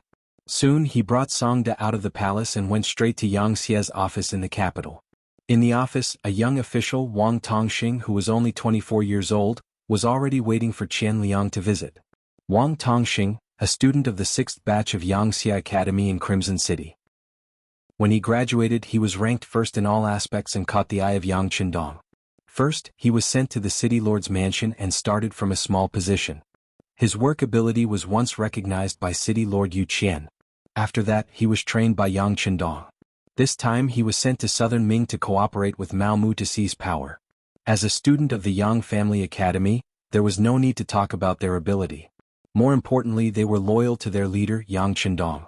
In the eyes of these students, without Yang Qindong, they wouldn't have everything they had now. In addition, in ancient times, students were very respectful to their teachers. If anyone dared to violate them, they would not be tolerated by this society. This kind of student was naturally worthy of trust. Wang Tongxing was a person who was trusted. Before he came, Yang Qindong specially called him over to give him some instructions. He was very clear about the task this time. Therefore, when he heard that someone in the office reported that the commander of the Southern Ming Brocade Guards, Qian Liang, had come to visit, a smile flashed across his face. The fish had taken the bait. Not only Qian Liang, but many well-informed people from the Southern Ming Empire also knew of Yang Xi's strength. Unknowingly, they had developed the thought of being inferior to him. Therefore, as soon as he entered the office, Qian Liang put away his arrogance and became cautious. He even smiled at everyone he met. For someone like Qian Liang, if he was born during the anti-Japanese war, he would be a complete traitor. After being led to a room, Qian Liang saw Wang Tongxing. However, it was different from what he imagined. Wang Tongxing immediately asked greedily, "Commander Qian, right? Such an important position must be very rich. This is the first time we meet. Do you have any greeting gift?" Qian Liang had never experienced such a thing. The moment they met, they immediately asked for money. Even the most savage and unscrupulous group of eunuchs in his eyes didn't seem to do things so blatantly. For a moment he was stunned. Qian Liang didn't respond. Wang Tongxing was very angry.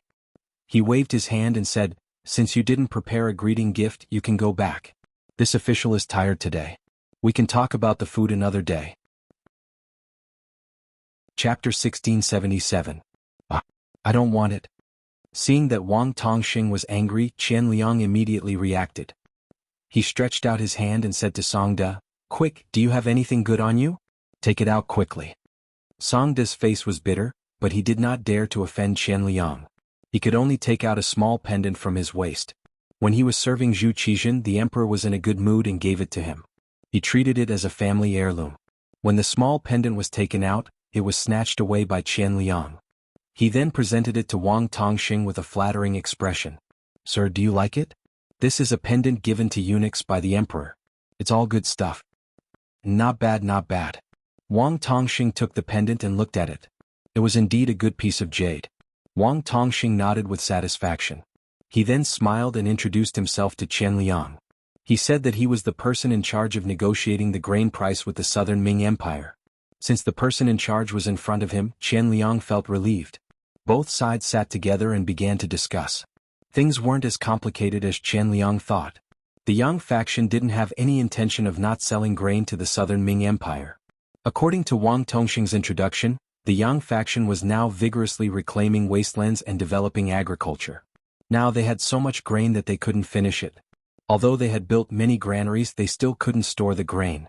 If this continued for a long time, there was a possibility that the grain would rot. This was also why the two sides were discussing the issue of grain sales when they were about to go to war. Hearing this, Qian Liang's eyes lit up. He felt that he had met a wooden club. This kind of confidential matter should not be easily announced. Now that the other party had told him everything, wasn't that the same as revealing the bottom line in advance? Wang Tongxing did not seem to have this awareness. He continued, "Of course we can sell the grain to you. The key is the problem of price. Sai, to be honest, as a Yangxia official, it is hard. You don't know. Although we seem to be treated well, there are too many people relying on me. I pity my wife and 6 concubines. How am I going to feed them?" As they chatted, Wang Tongxing began to talk about his own difficulties. Qian Liang was stunned when he heard this. He didn't understand. How many concubines you have and how many people you need to feed is none of my business. Is there any meaning in telling me these things? On the other hand, Songde, who came along with Qian Liang, was a smart person. He saw something and immediately pulled Qian Liang, who was still in a daze, and then whispered something. Wang Tongxing saw these small actions, but he didn't stop them. Instead, he picked up his teacup and drank his tea as if he didn't see them. After Songde bit Qian Liang's ear for a while, he quickly revealed a look of realization. He nodded, and when he looked at Wang Tongxing, he asked in a probing tone, "Lord Wang, I understand what you mean. You can rest assured that once this matter is settled, you will be rewarded handsomely. But how much do you think is suitable for this price?" "Aha, Lord Qian is a smart man. Since that's the case, the price is easy to negotiate. You can set any price, but it can't be lower than the original price. It can't be more than 30% of the original price. Of course, the higher the price, the more manipulative it will be, and the more benefits we will receive." When he heard that it was only 30% of the original price, Qian Liang was naturally overjoyed. He opened his mouth and wanted to agree, but when he heard that the higher the price, the more benefits he would receive, he immediately shut his mouth and his mind began to wander. At the end of the day, there was nothing more practical than money. Money was the only thing that could be relied on and could save a life at a critical moment. As long as he had a large amount of money, so what if he didn't want to be a commander? He could be a rich man and enjoy life, couldn't he? The temptation of the silver made Qian Liang's eyes light up, but he still carefully asked, "Lord Wang, if that's the case, what if we double the original price of the unit price? But how much can we gain from this?" It wasn't a 30% increase but a 100% increase. This way there would be a lot of manipulation in the middle. Of course, the Southern Ming Empire would have to pay a great price for this. But who cares? The Southern Ming Empire belonged to the imperial court, the Zhu clan and Zhu Qizhen. It didn't belong to the three of them, so why would they care so much? Double the original price, this price is not bad. Wang Tongxing was very satisfied when he heard this. After thinking for a while, he said, "Then this official will report to Wuxia that the price has been increased by 50%. This way this official will be able to account for it. This way there will be 50% of the profits, enough for us to split, hee." "Aha, very good, very good." Qian Liang laughed heartily when he heard that there would be at least 25% of the profits. Neither side had expected the matter to progress so smoothly. However, they were both greedy people. What they cared about was getting the money in the bag. In order to get the silver as soon as possible without any accidents, Qian Liang stood and said, "In that case, I will report this matter to the court. I think there will be news soon." "Good, then I'll have to trouble Lord Qian. This official will wait here for your good news." Wang Tongxing also stood up with a satisfied smile on his face. When he saw that Qian Liang and Songde were about to leave, he didn't forget to add, "Next time, don't forget to bring a greeting gift." This caused Qian Liang and Songde to stagger and almost fall to the ground. At almost the same time, a word appeared in their minds, corrupt official. Because of this, the two of them trusted Wang Tongxing even more. Because only such a corrupt official would do something that harmed the Yangxia, such as selling Yangxia's grain to the Southern Ming Empire at a low price. This gave them the opportunity to earn a large sum of money from the difference in price. Qian Liang and Songde left. They didn't know that when they walked out of Yangxia's office, the greedy Wang Tongxing behind them had already returned to his original appearance. His expression was calm and his eyes were spirited. He didn't look like a greedy official at all. The two of them quickly returned to the imperial palace and saw Qian Xingbao and eunuch Zhang Qin who was serving him. Seeing that there were no outsiders, the two of them gave a detailed report of their meeting. They reported that Wang Tongxing had asked for a greeting gift the moment they met and reminded them to bring a greeting gift the next time they met. When Qian Xingbao heard this, he couldn't help but laugh. This Bugnam of Gojozian, he's good at fighting and is also an excellent commander. However, when it comes to managing officials, he really isn't that good. However, this is also good. Otherwise, how can we earn money from this? Seeing that Qian Xingbao seemed to have agreed, Qian Liang went forward and said, "Uncle, this matter can be done. However, isn't doubling the original price a bit too much?" "Not much, not much." Qian Xingbao shook his head and said, "You don't understand the emperor's heart. What the emperor wants is to be able to buy grain and have enough war reserves. Besides, buying grain isn't a long-term plan. Didn't you see that the imperial court has already started preparing for spring? In the future, our land will also be able to grow grain and we won't need to buy from Yangxia. Therefore, we have to seize the opportunity in front of us to make a fortune. Otherwise, we don't know when we will have such an opportunity. Qian Xingbao was Zhu Qizhen's chief eunuch, so he naturally knew more. He also understood Zhu Qizhen's thoughts better than others. When Qian Xingbao said this, Qian Liang's eyes lit up as he said, "Uncle, since this is the case, then nephew should write a report?" "Yes, immediately write a report. Remember, you have to write down how you tried to persuade Yangxia's officials. This is a good opportunity for you to make a name for yourself," Qian Xingbao instructed. Qian Liang nodded continuously. "Uncle, don't worry. Nephew knows what to do."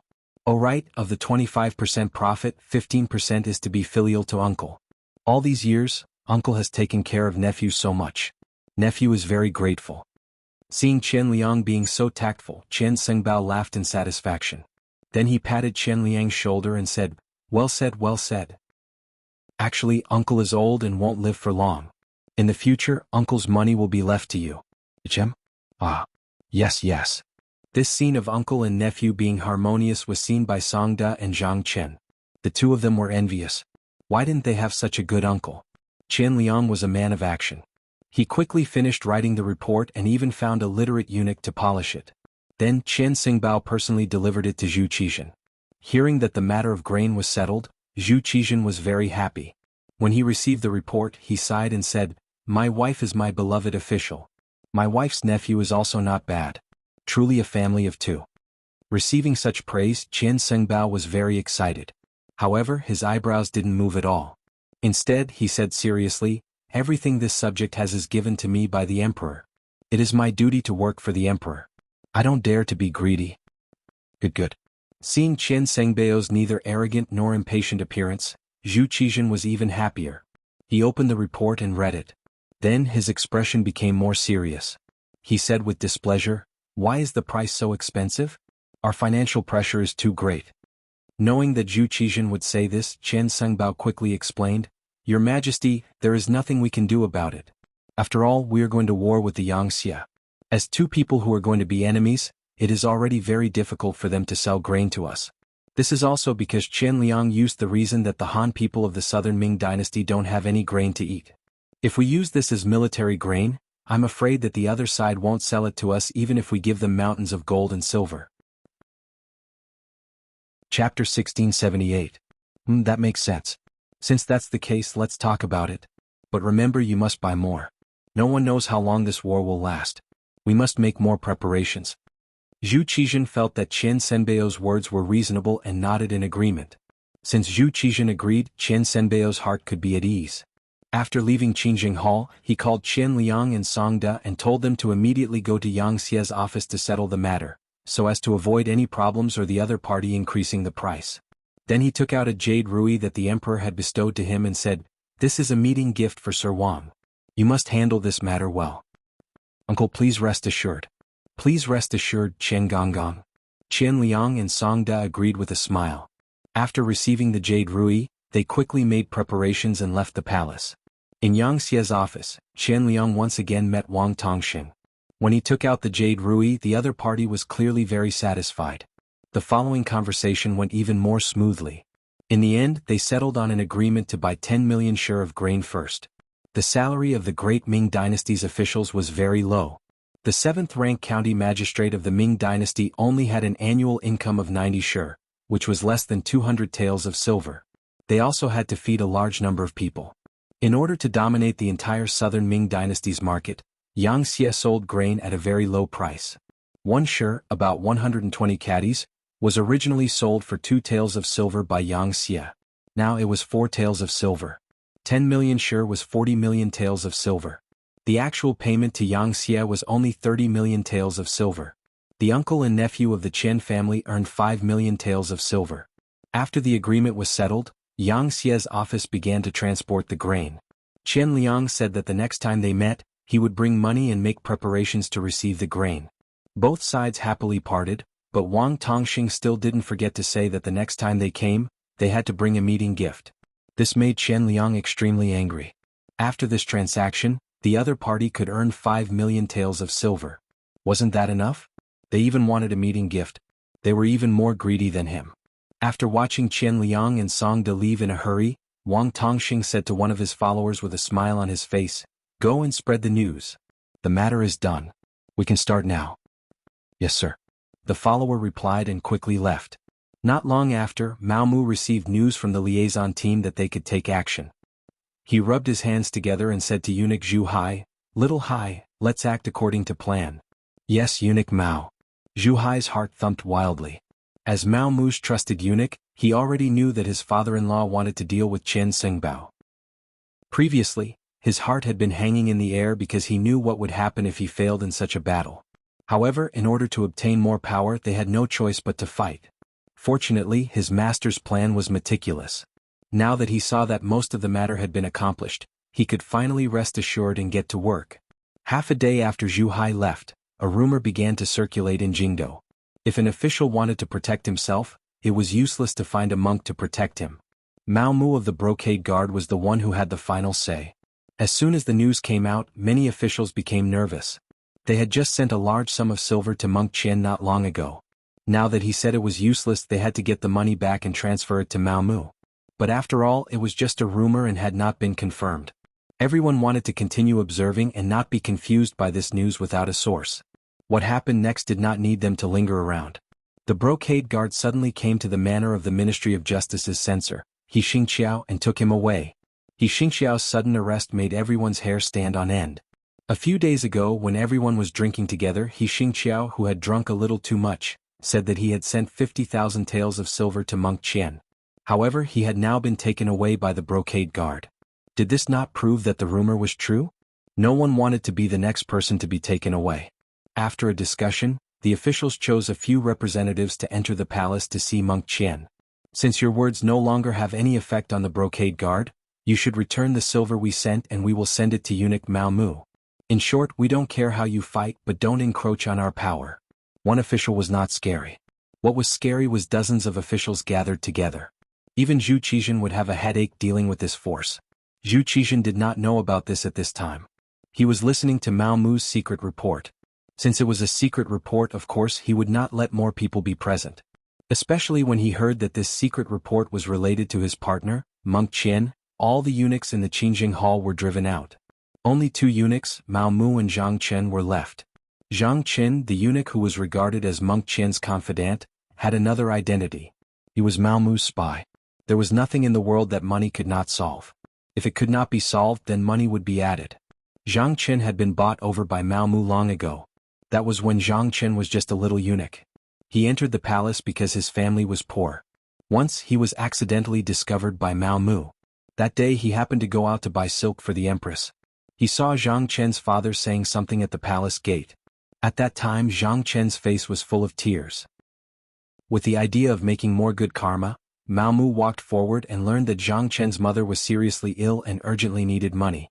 Zhang Chen's father really had no choice. Only then did he think of his son in the palace who was no longer a healthy person. But at that time Zhang Chen was just the lowest level eunuch. He had no power, no influence, and no extra money. It was not easy to get some monthly allowance, but it was deducted by the eunuchs. There was not much left. Mao Mu took out 100 taels of silver at one time. Zhang Chen was so grateful that he wanted to kneel down on the spot. From then on, Zhang Chen became Mao Mu's man. However, because his level was too low, and Mao Mu was very low-key at that time, no one noticed this matter. From then on, Mao Mu kept giving Zhang Chen money. Zhang Chen was also a smart and capable person. Step by step, he became Qian Xingbao's right-hand man and became his right-hand man. Mao Mu brought Zhang Chen to Zhu Qizhen to report to him about the food. When Zhang Chen knelt on the ground and told Zhu Qizhen everything he heard from Qian Xingbao, Zhu Qizhen's face was gloomy. He admired Qian Xingbao very much. He felt that Qian Xingbao's words and actions were in line with his temperament. Therefore he kept him by his side and treated him as an existence like Wang Zhen. Wang Zhen grew up with Zhu Qizhen. Otherwise he would not be called Zhu Qizhen's partner. In contrast, Qian Xingbao came to Zhu Qizhen's side later. The reason why he was called Zhu Qizhen's partner was a kind of commemoration. It showed that the emperor did not forget Wang Zhen in his heart. In fact, they were not at the same level at all. If Wang Zhen did something out of line, Zhu Qizhen would at most punish him verbally. After that, he would still be in an important position. But if it was Qian Xingbao, then it would be different. This was someone who could be replaced. After all, he was here to replace Wang Zhen. When he heard that Qian Sengbao, his most trusted eunuch, actually extended his hand into the food business and caused the southern Ming Empire to lose 10 million taels of silver in one go, Zhu Qizhen had already sentenced him to death in his heart. Zhu Qizhen could tolerate Qian Sengbao's small mistakes, such as accepting bribes from some officials. But when it came to major issues, he absolutely could not tolerate it. Beloved Minister Mao, is this true? Zhu Qizhen still maintained a trace of calmness in his mind. He knew that he could not only listen to one side of the story. It is true. Reporting to your Majesty, after this subject found out about this matter, this subject has already done an investigation and sent people to question that official from the Yang family. This is the other party's testimony. As Mao Mu spoke, he handed over another memorial, which recorded Wang Tongxing's testimony. The southern Ming Empire's officials naturally could not do anything to Yang Xie's officials. However, Mao Mu was different. He was originally Yang Qindong's person. Wang Tongxing's mission was to cooperate with him. This time he would naturally betray Qian Liang and the others. Zhu Qizhen reached out and took the memorial. After reading it, he was burning with anger. He sternly said, "Someone come, bring Qian Sengbao over to Zhen." As soon as the decree was issued, a small eunuch came over and knelt on the ground, trembling as he said, "Your Majesty, there are many officials outside. They are all looking for Qian Fengbao. They said that Qian Fengbao accepted the money but did not do anything. They are clamoring for a refund." What happened? Zhu Qizhen was stunned when he heard this. His gaze naturally fell on Mao Mu, who was standing there with a calm expression. "Reporting to your Majesty, something must have happened because Qian Fengbao accepted the money from those officials. Your Majesty, Qian Fengbao had already informed this subject before. However, the problem is that Qian Fengbao wanted to protect too many people. Many of them are problematic officials. They said very negative things in private. They said that our southern Ming Empire is not a match for Yang Xie. If we must go to war, it would be like smashing an egg against a rock. There were also some who persuaded our southern Ming Empire to submit to Yang Xie. It is absolutely impossible to not capture such people. Otherwise there will be a big problem. Qian Fengbao still wanted to protect them. This subject was also in a difficult position. However, considering the imperial court and our southern Ming Empire, this subject still sent people to capture them. There was no need to say anything more. Zhu Qizhen had already figured out the whole story. He really did not expect that Qian Fengbao, who had always seemed very loyal, would become like this. He actually wanted to affect the southern Ming Empire's plan with his own strength. He even won over so many officials. The most important thing was that the other party came knocking on his door. It was truly a display of incompetence and greed. There was no need to use such a person anymore. There was also no need to leave any face. Chapter 1679. Originally, he wanted to reprimand him to see if he had a chance to change. But after the official made such a fuss, Zhu Qizhen gave up all his fantasies. Beloved official Mao, arrest him. This subject obeys. Mao Mu showed a trace of hesitation. Of course he wouldn't plead for Qian Sengbao, but he still had to act. After all, everyone knew that he was where he was today because of Qian Sengbao's help. This trace of hesitation was seen by Zhu Qizhen. He sighed in his heart at Mao Mu's benevolence and said, "All right, we know what you want to say. But Qian Sengbao's crime cannot be forgiven. You don't need to say any more. Go." Yes. Mao Mu knew that he had done what he needed to do. The next step was to uproot Qian's faction. Without Qian Sengbao, the entire group of eunuchs would be in his hands. This way he could finally play a role in helping Yang Qindong. Think about it, with the help of these eunuchs, how could any of Nanming's actions escape Mao Mu's eyes? It meant that everything Nanming did would be known by Yang Qindong and Yang Xie. How could this battle continue? Qian Sengbao was arrested. Qian Liang, Songde, and the others were also arrested. When a large group of embroidered uniform guards appeared in front of them, Qian Liang shouted loudly, "Are your dog eyes blind? Don't you know that I'm the commander?" Qian Liang, who still wanted to show off, was met with a series of punches and kicks. He completely became obedient. As for Qian Sengbao, he shouted loudly that he wanted to see the emperor, but no one paid attention to him. He was tied up and brought to the embroidered uniform guards' prison. In the prison, Qian Sengbao finally saw Mao Mu. Different from before, one was a prisoner and the other was an official. When he saw Mao Mu appear, Qian Sengbao changed his decadent appearance and threw himself on the iron bars in front of the cage. "Eunuch Mao, quickly go see the emperor. Tell him that this official has something to say. This subject is innocent." At this time, Qian Sengbao still had a commanding tone, which really made Mao Mu unhappy. At this time he didn't need to lower his head like before. He changed his attitude and raised his head. What? Eunuch Qian still think that the emperor wants to see you at this time? Think about all the wrong things you've done. His Majesty has been accommodating you again and again, but how did you repay him? You embezzled 5 million taels of grain, you really have a big heart. After a round of sarcasm, Chen Xingbao, he roared, I know, it was all you, it was you, to me. You were the one who instigated me to take on this matter. Good you. How? Looking at Chen Xingbao, who finally understood everything, Mao Mu only shook his head. A defeated general was no longer worth him wasting any effort on this person. She reached into her bosom and took out a piece of white silk and threw it into the prison. The emperor said that since you have served him for so many years, he will give Eunuch Qian a dignified death. Kill yourself. Finishing, Mao Mu turned and left. Ignoring Chen Xingbao's angry shouts and pleas, he headed in the other direction of the prison. Wang Zhuo, Qin Sun and the other court officials were locked up there. After these officials were captured and sent to the discipline prison, they really didn't suffer much. They were arranged to be in a clean single room. Every day they were fed well. There was paper, ink and brush in front of them. On the surface, it was for them to report their problems, but on the surface, it was for them to practice calligraphy. After all, there was no entertainment in prison. Practicing calligraphy could calm the mind. Although Mao Mu had come a few times before, he had never had a deep conversation. At that time his position was not stable. Now it was different. The chief eunuchs who were older than him had been taken down one by one. The remaining eunuchs were tactfully under him. He could finally do what he wanted in prison. He didn't need to be afraid of others spying on him or reporting him. The first to arrive was Wang Zhuo's room.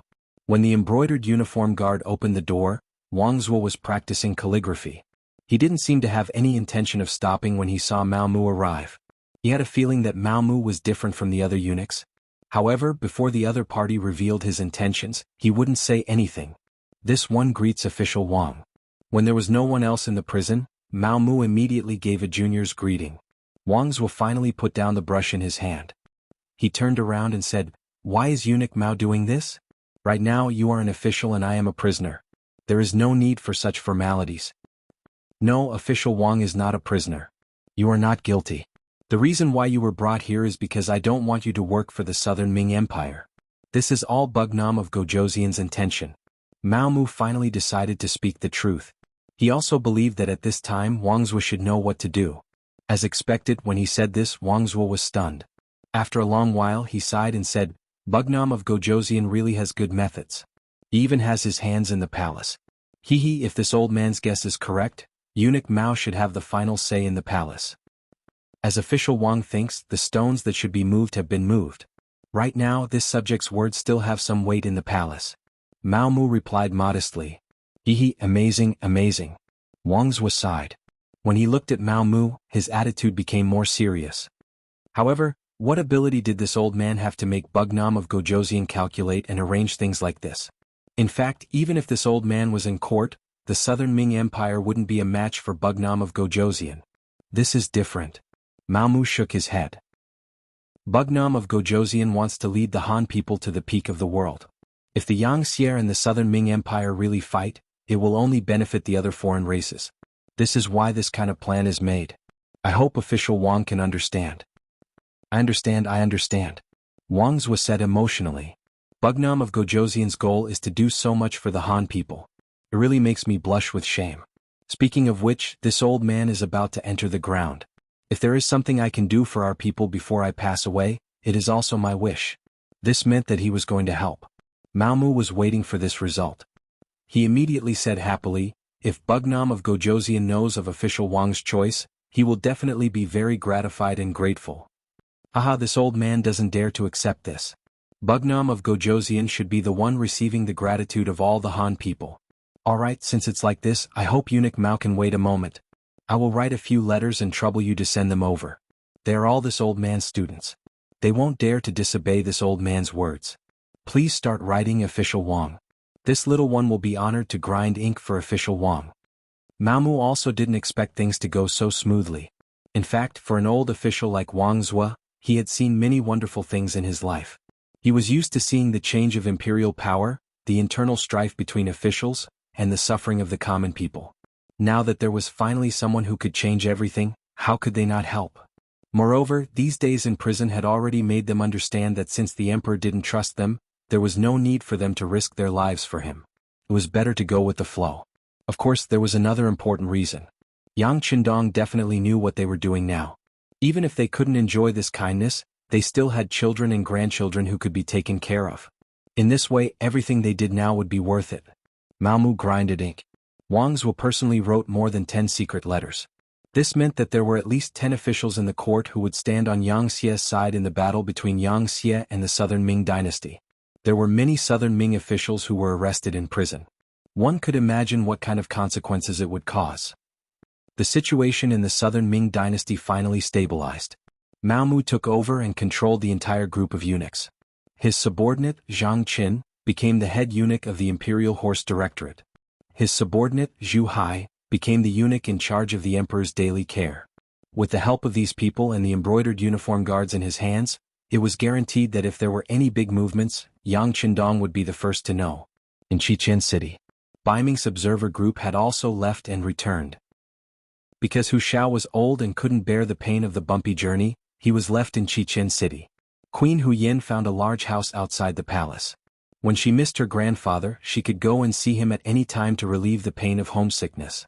During this time, Yang Qindong met with the representatives of Ming's observer group. Among them was the leader of the observer group, the Crown Prince's junior tutor, Grand Scholar and Minister of Justice, Su Yozhen. Speaking of Su Yozhen, his fate was completely changed by Yang Qindong.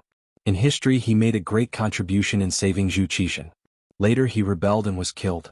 Now he was still alive and well. Not only that, but he also became the teacher of Zhu Qiu's only son Zhu Jianji. More importantly, Su Yozhen was Yang Qindong's subordinate. This allowed him to maintain an excellent state of mind in the upcoming battle between Ming and Yang Xie. Su Yozhen was secretly brought to a small courtyard by Yang Qindong at night. His identity couldn't be exposed yet. Under the guidance of the Black Knight Dragon Guard, Su Yozhen saw Yang Qindong in the small courtyard, who was singing to the moon. She quickly walked a few steps forward. When he got close, he knelt on the ground with a thud. Minister Su Yozhen greets the king. Ah, please rise. Yang Qindong helped Su Yozhen up with a smile on his face. He looked like a group of ministers who were enjoying each other's company. Very few people knew the contents of the meeting. Even the Black Cavalry didn't know the details. They only knew that when Su Yozhen was about to leave, he had a satisfied smile on his face. Ming's observer group finally left. What they saw and heard in Qichen City would slowly ferment over time. Yang Qindong didn't care anymore because he was preparing to attack the Southern Ming Empire. Chapter 1680. Zhu Qixin actually dared to let Chao Jixiang work with Yang Qindong to deal with him and even created an imperial edict to confer the title of the new Bugnam of Gojoseon. This was equivalent to creating an excellent excuse for Yang Qindong to attack the Southern Ming Empire. He originally thought that it would take some time before he had to mobilize his troops. Everything was brought forward because of this accident. In the third month of 1468 AD, 2 months after the Southern Ming observation group returned, Yang Xie advanced from Guangxi to Guangdong in the name of cleaning up the emperor. The battle was about to begin. Yang Xie sent out the 1st Cavalry Division, the New Army, the 3rd Army, the 2nd, 4th and 5th Divisions of the Lung Vanguard, as well as the 1st, Ming 2nd and Ming 3rd Divisions of the Russian Empire. Close to 300,000 troops were split into 3 directions: Guangdong, Hubei and Jiangxi. The 1st Cavalry Division, the 5th Division of the Lung Vanguard, and the 3rd Division of the Ming 3rd Division of the Jiangxi Vanguard, the New Army, the 4th Division of the Lung Vanguard, and the 2nd Division of the Ming 3rd Division of the Russian Empire went to Hubei. The 300,000 troops moved out with great momentum, causing Guangdong, Hubei and Jiangxi to be in a state of emergency. Southern Ming capital, Yingtian Prefecture. Kuang Yi, who was already over 80 years old, dragged his sickly body into the palace to meet the Southern Ming Emperor, Zhu Qixin. Ever since he returned from Qichen City, Kuang Yi had been sick. After all, he was old and no longer as brave as he used to be. This old man who should have died in the wooden fortress had his fate changed by Yang Qindong. However, he was finally at the end of his life. Give him a seat. Seeing Kuang Yi trembling as he walked into the hall, Zhu Qixin shouted from the bottom of his heart. Eunuch Zhu Hai hurriedly complied and directed the other eunuchs to bring over a wooden chair with a very thick cushion on it. He then helped Kuang Yi sit on it. After tossing and turning, Kuang Yi's face was slightly red, which was caused by his anger. It seemed that his body really couldn't take it anymore. This old subject, has come to see your majesty to ask on behalf of the officials of the Ministry of War whether the food and military equipment have been properly prepared and whether the soldiers are sufficient. Kuang Yi took a long while to finish his words. Minister Kuang, the food and weapons have been prepared. It's just that the issue of the source of soldiers is still a little troublesome. I'm afraid it'll take some time. Zhu Qizhen's voice had a trace of fear in it as he spoke. There was nothing they could do about it. The influence of the members of the observer group was too great. Under their influence, it seemed that everyone knew that Wuxia was extraordinarily powerful. They all knew that if they were to fight with them they would lose more than they would win. As a result, many young people were unwilling to join the army.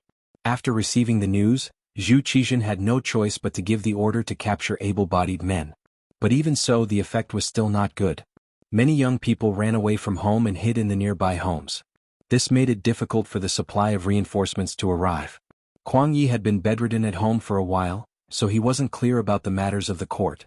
When he heard that the army wasn't fully prepared, he couldn't help but anxiously say, "Your Majesty, this can't be sloppy. Wuxia is extremely powerful. In addition, they have countless experienced veterans. Even if we were to fight them one by one, we would still be at a disadvantage.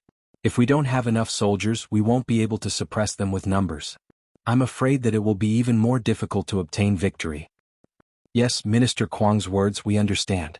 You should go back and recuperate first. Once you're well, we still need to put you in an important position." Zhu Qizhen didn't want to tell Kuang Yi about the difficulties of the court. First, it was useless. Second, it would only add to his worries. Since it was like this, it was better not to say anything. Seeing that the emperor had agreed, Kuang Yi couldn't force him too much. Trembling, he stood up and took his leave. After leaving Qingjing Hall, he didn't go home. Instead, he went straight to the Ministry of Personnel's Yamen. He wanted to see Minister Qin Sun and have a good talk with him. He wanted him to send capable people to take charge of the recruitment of soldiers. Because he had been kept in the dark by his family, Kuang Yi didn't know that Qin Sun had long been arrested by the embroidered uniform guards. When he arrived at the Ministry of Personnel and saw that the new minister Chao Jie had come to greet him, he had a puzzled expression. He knew this Chao Jie. He had always worked in the Ministry of Personnel. He didn't have any great abilities, but he was good at forming cliques. He had a good reputation among the officials. However, he was still an old official and the Minister of War. What was the meaning of sending Chao Jie? He immediately said, "This old man isn't looking for you. Tell your Minister Qin to come out and greet me." "Minister Qin? There's no Minister Qin in the Ministry of Personnel. There's only Minister Chao." "Official Kuang, have you become muddle-headed?" An official from the Ministry of Personnel gave an answer without thinking too much in order to flatter Chao Jie. Chao Jie didn't say anything to stop his subordinates' rudeness. These old fellows were already so old, yet they still occupied such important positions. He had long found them unpleasant to the eye. Young people also needed to stand out. Thus, he allowed his subordinate to speak to Kuang Yi with such an attitude. Kuang Yi's health wasn't good to begin with. He should be recuperating at home. How could he have been provoked? In front of the emperor, he was given a seat and treated with kind words. Who would have thought that he would receive such treatment in the Ministry of Personnel? He would be directly contradicted by an unknown minor official. Kuang Yi's personality was very straightforward and impulsive. Most of the time he was the one who didn't follow the rules. This was also one of the reasons why he was able to become the Minister of War. If you weren't strong enough, you wouldn't be able to control the people in the Ministry of War. When had he ever been treated like this? His face immediately flushed red with anger. However, when he thought of the country's great plan, he forcefully restrained himself. He didn't know what had happened recently, so he couldn't help but say, "I want to see Qin Sun." "You want to see Qin Sun? Easy. Go to the embroidered uniform guard's discipline prison." That minor official saw that Kuang Yi seemed to have been subdued by him. His face was full of pride and he spoke even more unscrupulously. "Discipline prison?" For a moment, Kuang Yi didn't quite understand. "That's right, the discipline prison." At this moment, Chao Jie opened his mouth. It seemed as if he was explaining, but in reality he just wanted to anger Kuang Yi. He wanted to use this opportunity to tell those old officials who had the final say in the Ministry of Personnel. They were old, so they shouldn't stand out and give orders. Not only is Qin Sun in the discipline prison, but Wang Zue, Xie Chong, Xiao Xian and the others are also there. They actually said that the Nanming Empire wasn't a match for Wuxia and caused a bad influence. They've all been arrested. Chao Jie had just finished speaking when he saw a black figure suddenly collapse in front of him. Upon closer inspection he realized that Kuang Yi had fainted from anger. Blood was flowing out of the corner of his mouth. It was obvious that he had fainted from anger. Considering Kuang Yi's seniority, if he really died in the Ministry of Personnel, he wouldn't be able to explain himself. He hurriedly shouted for people to carry the unconscious Kuang Yi and send him to the Kuang Manor. Then he sent people to the palace to find an imperial physician. Kuang Yi fainted from anger and his body's condition worsened. When he returned to the manor, he slowly woke up after tossing and turning and spitting out another mouthful of blood. He muttered the words destroying the Great Wall, and fainted again. 3 days later Kuang Yi finally breathed his last. This loyal official who had devoted his entire life to building the great Ming Empire's army finally left the great Ming Empire at a crucial time. This was all thanks to Mao Mu. He had captured all of the capable officials of the Nanming Empire and replaced them with officials who only knew how to fight for power and profit. In reality they didn't have much ability. Not only did this cause the Nanming Empire's work to be unable to progress smoothly, it also caused Kuang Yi to faint from anger until he died of illness. However, at this time no one cared about Kuang Yi's life or death. Even when Zhu Qizhen received the news, he only sent his prince, Zhu Jianshan, to offer his condolences. Speaking of Zhu Jianshan, he was already a young man of 21 years old. He was in his prime. In history, Emperor Shenzong of Ming Dynasty was wise and benevolent. He could be considered a good emperor. However, it was a pity that Yang Qindong's arrival changed everything. First, Zhu Qiyu seized the throne, causing Zhu Qizhen to no longer value familial love. In order to not repeat the same mistake, he didn't give the crown prince too much power. Secondly, Zhu Jianshan's mother was Madame Zhou. Because Empress Qian was in good health, she didn't die early under Mao Mu's care. She even gave birth to another prince for Zhu Qizhen, Zhu Jiani, who was now 11 years old. His mother wasn't favored and he had a younger brother who could fight for power. As a result, he was never made the crown prince and was only an ordinary prince. This was especially true in the imperial palace. Now that Mao Mu was in power, he only had Zhu Jiani and the other young masters in his eyes. The other eunuchs naturally knew what to do. Zhu Jianshan's influence became weaker and weaker, and he could only do some unnecessary things. Kuang Yi died. Losing a great general before the great battle had even begun was somewhat unlucky. Although this great battle didn't happen, Kuang Yi wouldn't have been able to last long with his age and body.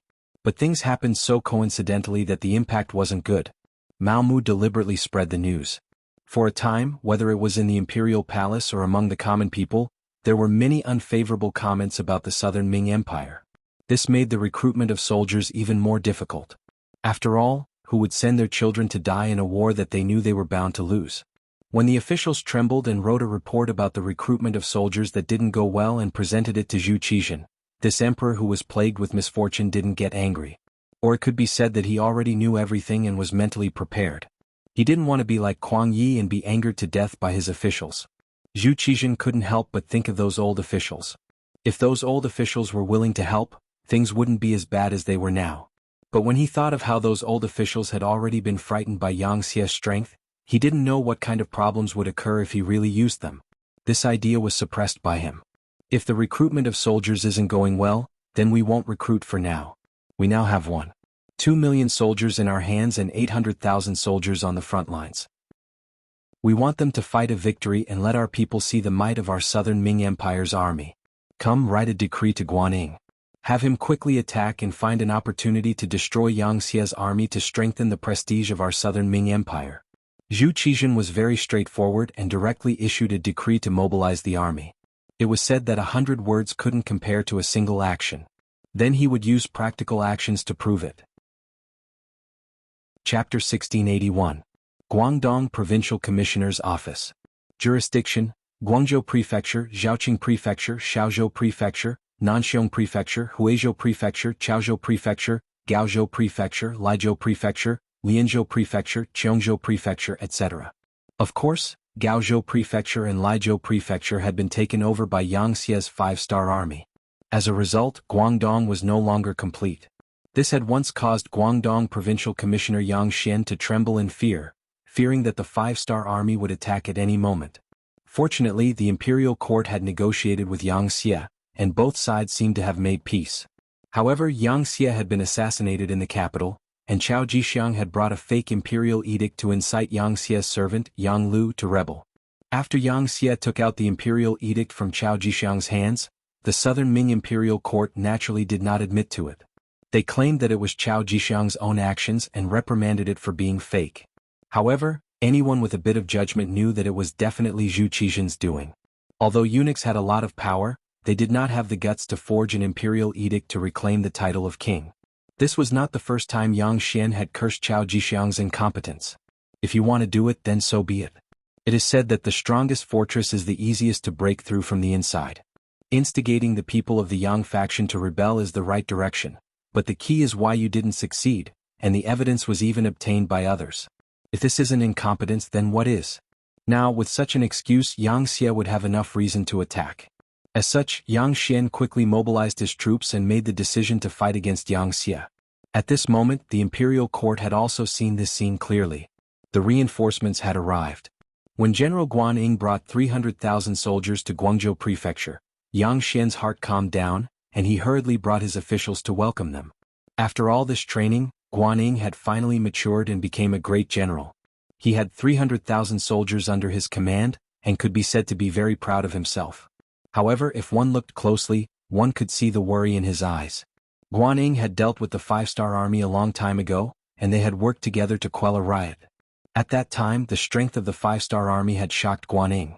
Now, so many years had passed, and Yang Xie had taken over several territories of the Great Ming dynasty. The strength of the other party could be imagined. It could be said that this mission would not be easy to complete. The general died in 100 battles. As a trusted general of the southern Ming dynasty, it was Guan Ying's fate to die on the battlefield. He couldn't refuse it, and he wouldn't refuse it. He wanted to see how strong the five-star army had become. He wanted to teach the five-star army a lesson and let them know that in front of the southern Ming Empire, the five-star army was nothing. The 300,000-strong army directly moved to the outskirts of the city and set up temporary barracks. Guan Ying and his group entered the city and met the civil and military officials of Guangdong. As one of the most important guards in Guangdong, General Li Hani of the Guanghai Guards reported the situation to Guan Ying.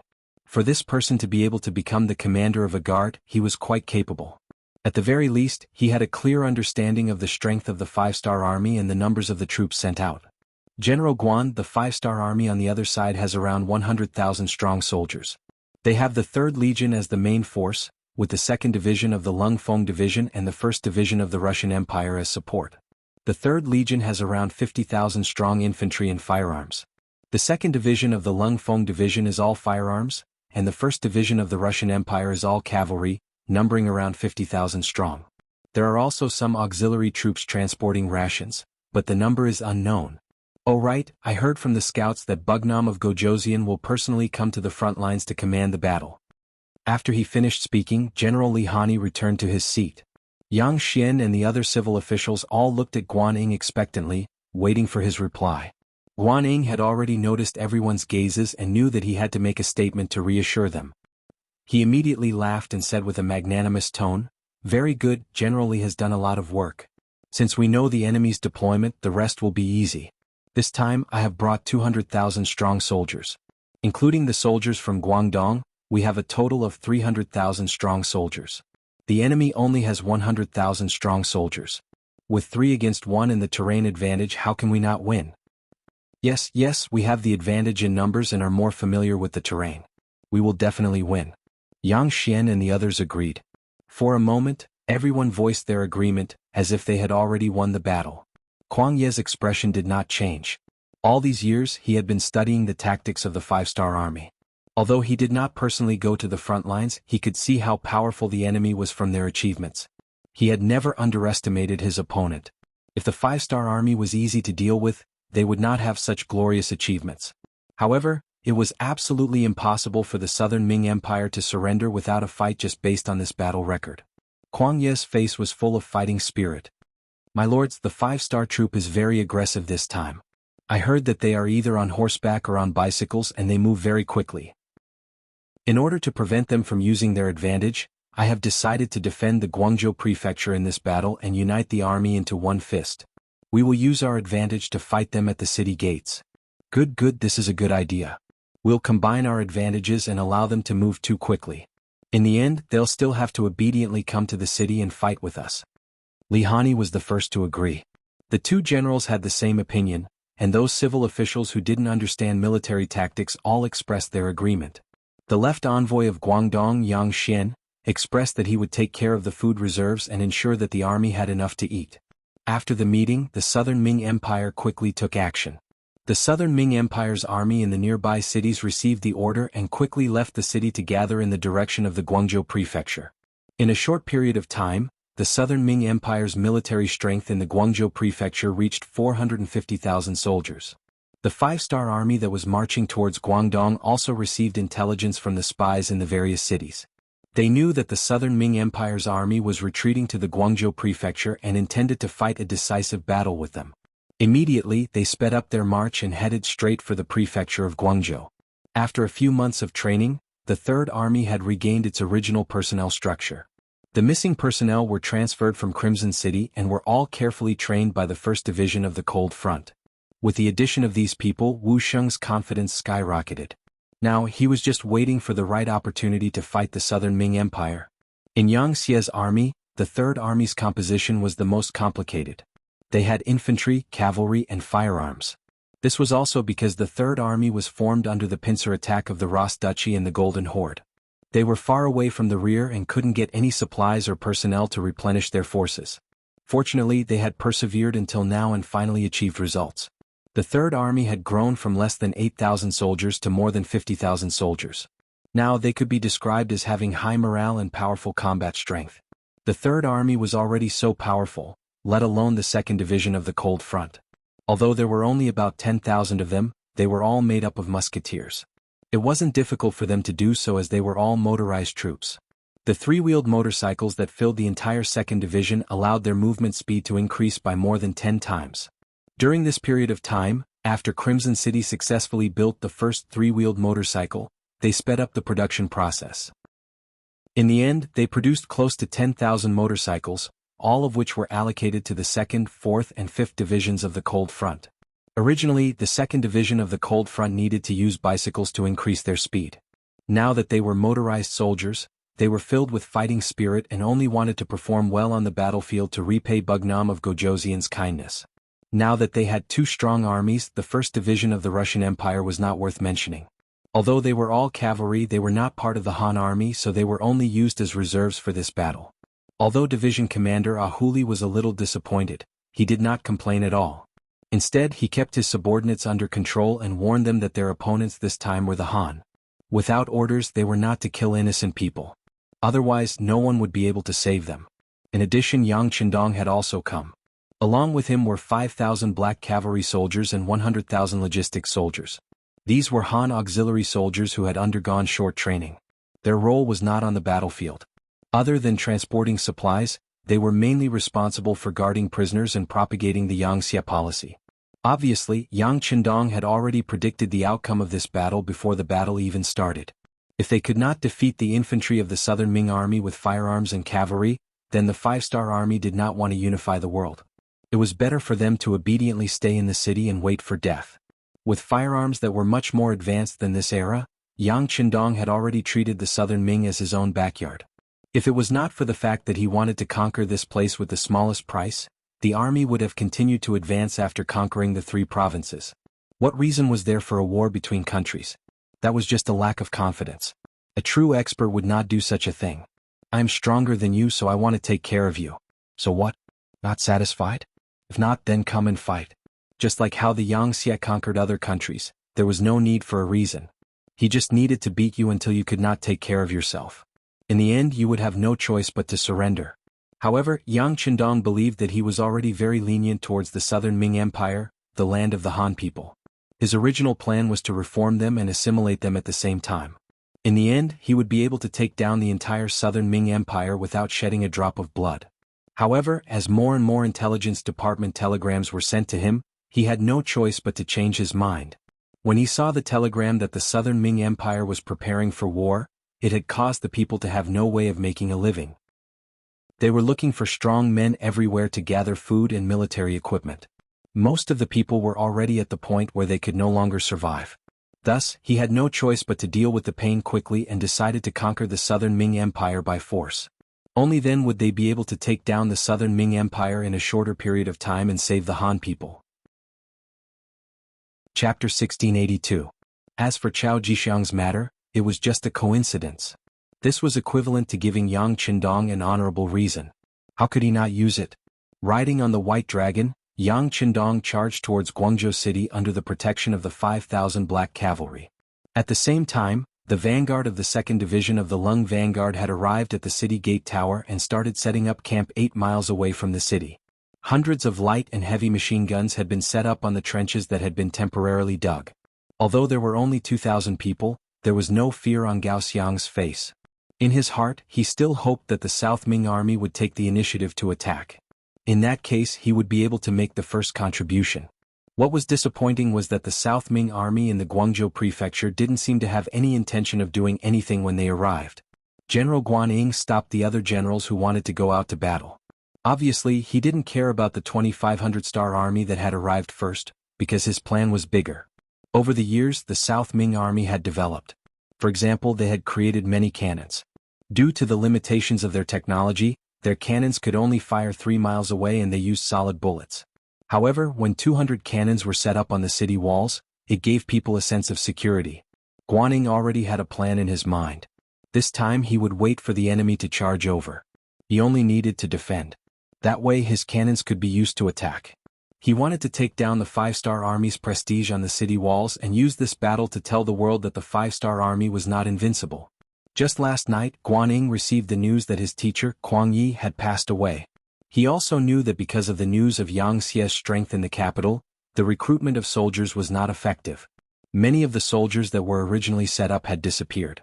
The 2.5 million soldiers that the South Ming had prepared were now only 1.5 million. They had lost 1 million soldiers. Guanyin was naturally very sad about the death of his teacher. However, the battle was imminent and grief could not solve the problem. He had to think of a way to win this battle in order to better comfort his teacher's soul in heaven. At the same time, if they fought this battle well, it would strengthen the confidence of the Southern Ming dynasty in the people. Only then would they be able to recruit more soldiers and fight a long battle with the 5-star army. In the end, they would achieve the ultimate goal of not invading the Southern Ming dynasty.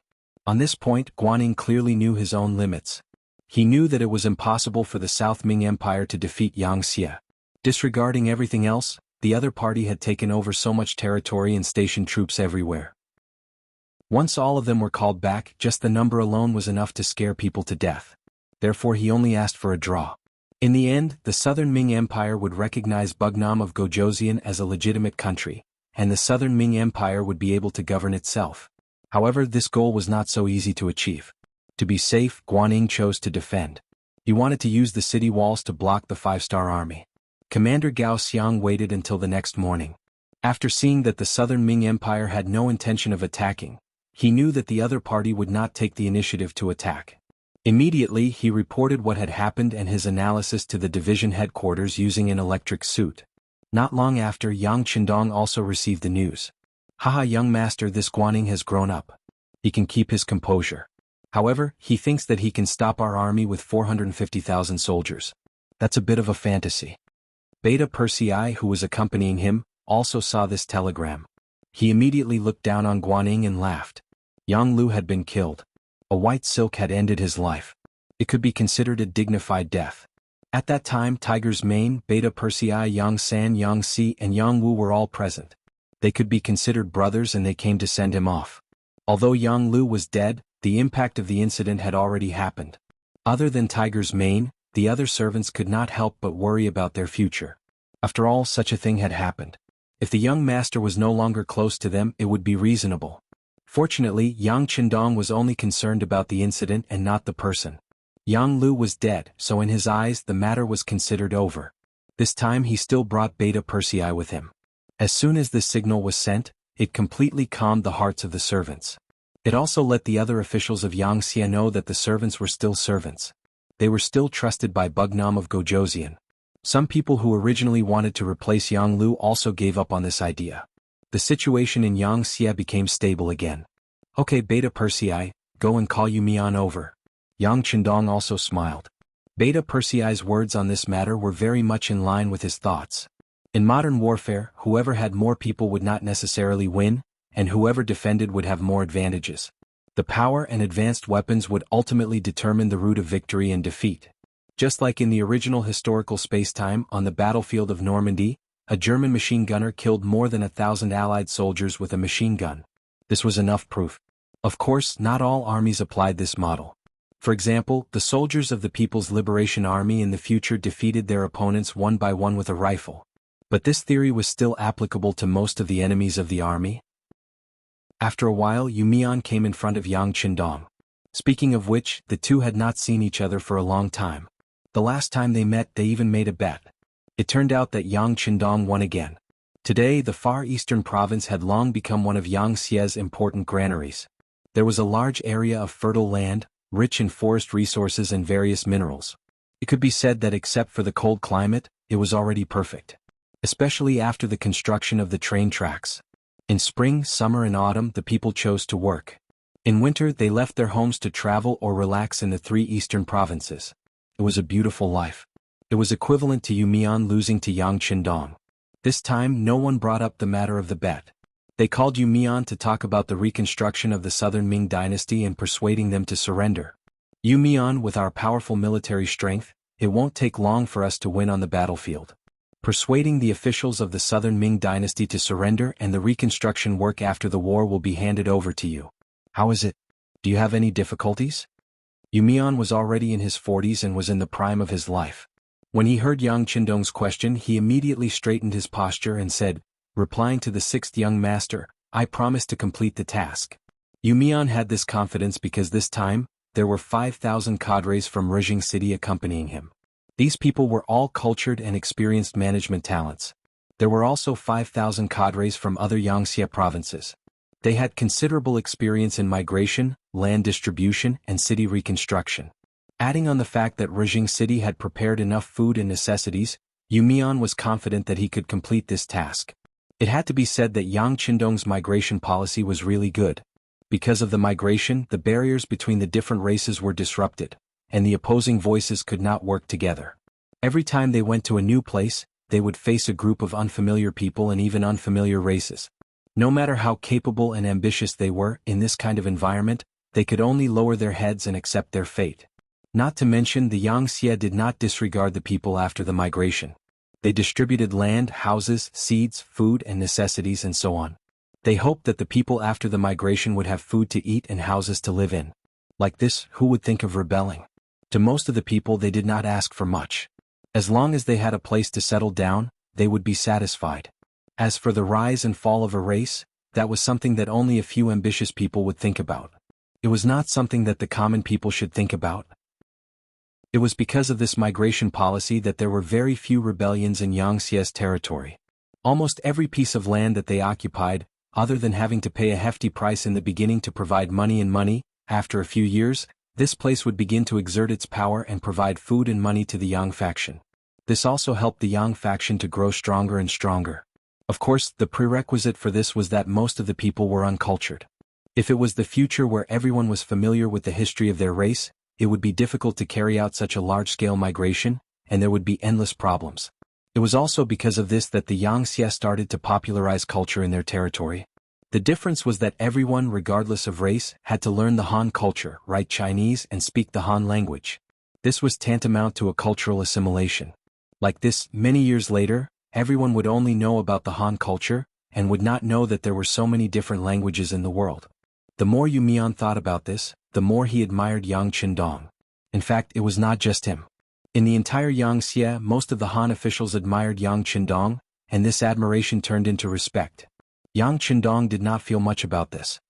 He only knew that since he had come to this world and had brought Ditsang with him, he had to do something. It was just that the results were out of his expectations, but this kind of result was even better and he was even happier. After Yu Mian did not have any more questions, he quickly bid farewell and left. Yang Qindong rode the White Dragon, and the Black Cavalry went straight to the Guangzhou Prefecture. April 1468 AD. Under the Guangzhou Prefecture city, more than 100,000 five-star army were stationed here. The bright five-star flag fluttered in the wind, and from afar, it was a world of red flags.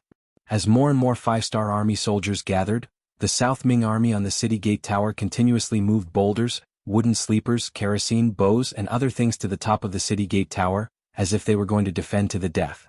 With these resources, They were confident that the 5-star army wouldn't be able to return and would suffer heavy losses. Guanyin even found Commander Li Hani, and proposed that if the 5-star army failed to attack the city, they would send out an army to counterattack. All the war horses in the city were also mobilized, forming a total of 5,000 cavalrymen. When the time was right, they would counterattack with all their might and obtain the final victory of the Guangzhou prefecture city. Chapter 1683. With a large pile of defensive equipment, sufficient soldiers, and enough provisions to last for a year, Guanyin had a calm and steady look on his face. He wanted to see what the 5-star army, who had always been known to be invincible, would do at this moment. It was said that one's thoughts determined one's vision. Guanyin's scope was still too small. At most, he had a place in the southern Ming dynasty. Compared to Yang Shi, who had already conquered all of Asia and even had a navy that was advancing towards Europe and the Western countries, it was not an exaggeration to say that Guanyin was like a firefly compared to the bright moon. Just as Guanyin was thinking about how to defend, the 5-star army's cannons were ready to assemble at the Guangzhou government. This time, the 5-star army was using the newly developed 120mm field cannon. Compared to the 90mm field cannon, which had a range of 10 miles, and the 75mm field cannon, which had a range of 6 miles, it could shoot up to 15 miles. The larger the caliber, the greater the lethality. Everything was difficult at the beginning. Once the beginning was made, the next step would be much easier. The lathes were constantly being updated. In addition, there were many new cannons in the warehouse for people to imitate and research. Currently, the progress of the cannons in the Crimson City was increasing rapidly. It was worth mentioning that the new weapons were mainly used on the Navy's ships for the conquest of the West. The new weapons allowed Yang Xie's military committee member and deputy commander of the Navy, Gao Xiong, to fight against the foreign races with greater ease. After a few months, they had already conquered the Cape of Good Hope and landed in Africa's Niger River. It was foreseeable that news of their victory would arrive soon. Yang Qindong had also thought of boarding a large ship and killing his way to the west. However, no one agreed to this suggestion. The sea was different from the land. Danger could come at any time. If something happened to Yang Qindong, no one would be able to take responsibility. Helpless, Yang Qindong could only give up on this idea. The 2nd Division of the Cold Front Division's cannons were pulled 5 miles away from the Guangzhou government. This distance was out of the range of the southern Ming's red coat cannons. Accompanying the division commander, Xiao Feng, to inspect the cannons was a young man. Crown Prince Chang, please be careful. When he saw that the young man was actually carrying the ammunition box with the artillery soldiers, Commander Xiao Feng, who had never frowned in the face of so many enemies on the battlefield, broke out in cold sweat. The young man was Yang Bo. This time, he had taken the initiative to come to the battlefield. Yang Qindong also agreed. If he wanted to inherit his great cause, he had to learn this lesson on the battlefield. Only by doing so would he know that victory was not easy to come by. Only by doing so would he be able to intimidate Yang Xie's 3 armies and the millions of soldiers that he would have in the future. In order to train Yang Bo, other than returning to Yang Qindong's side at night to report what he had seen and heard, he was allowed to roam freely in the army to observe what he was interested in. Under safe circumstances, no one was allowed to stop him. As a matter of fact, when Yang Bo heard that the artillery soldiers were about to attack, he took the initiative to come. This frightened Xiao Feng. He knew that this person was very precious. Not to mention that his life was in danger. Even if his skin was scratched, he would not be able to bear the consequences.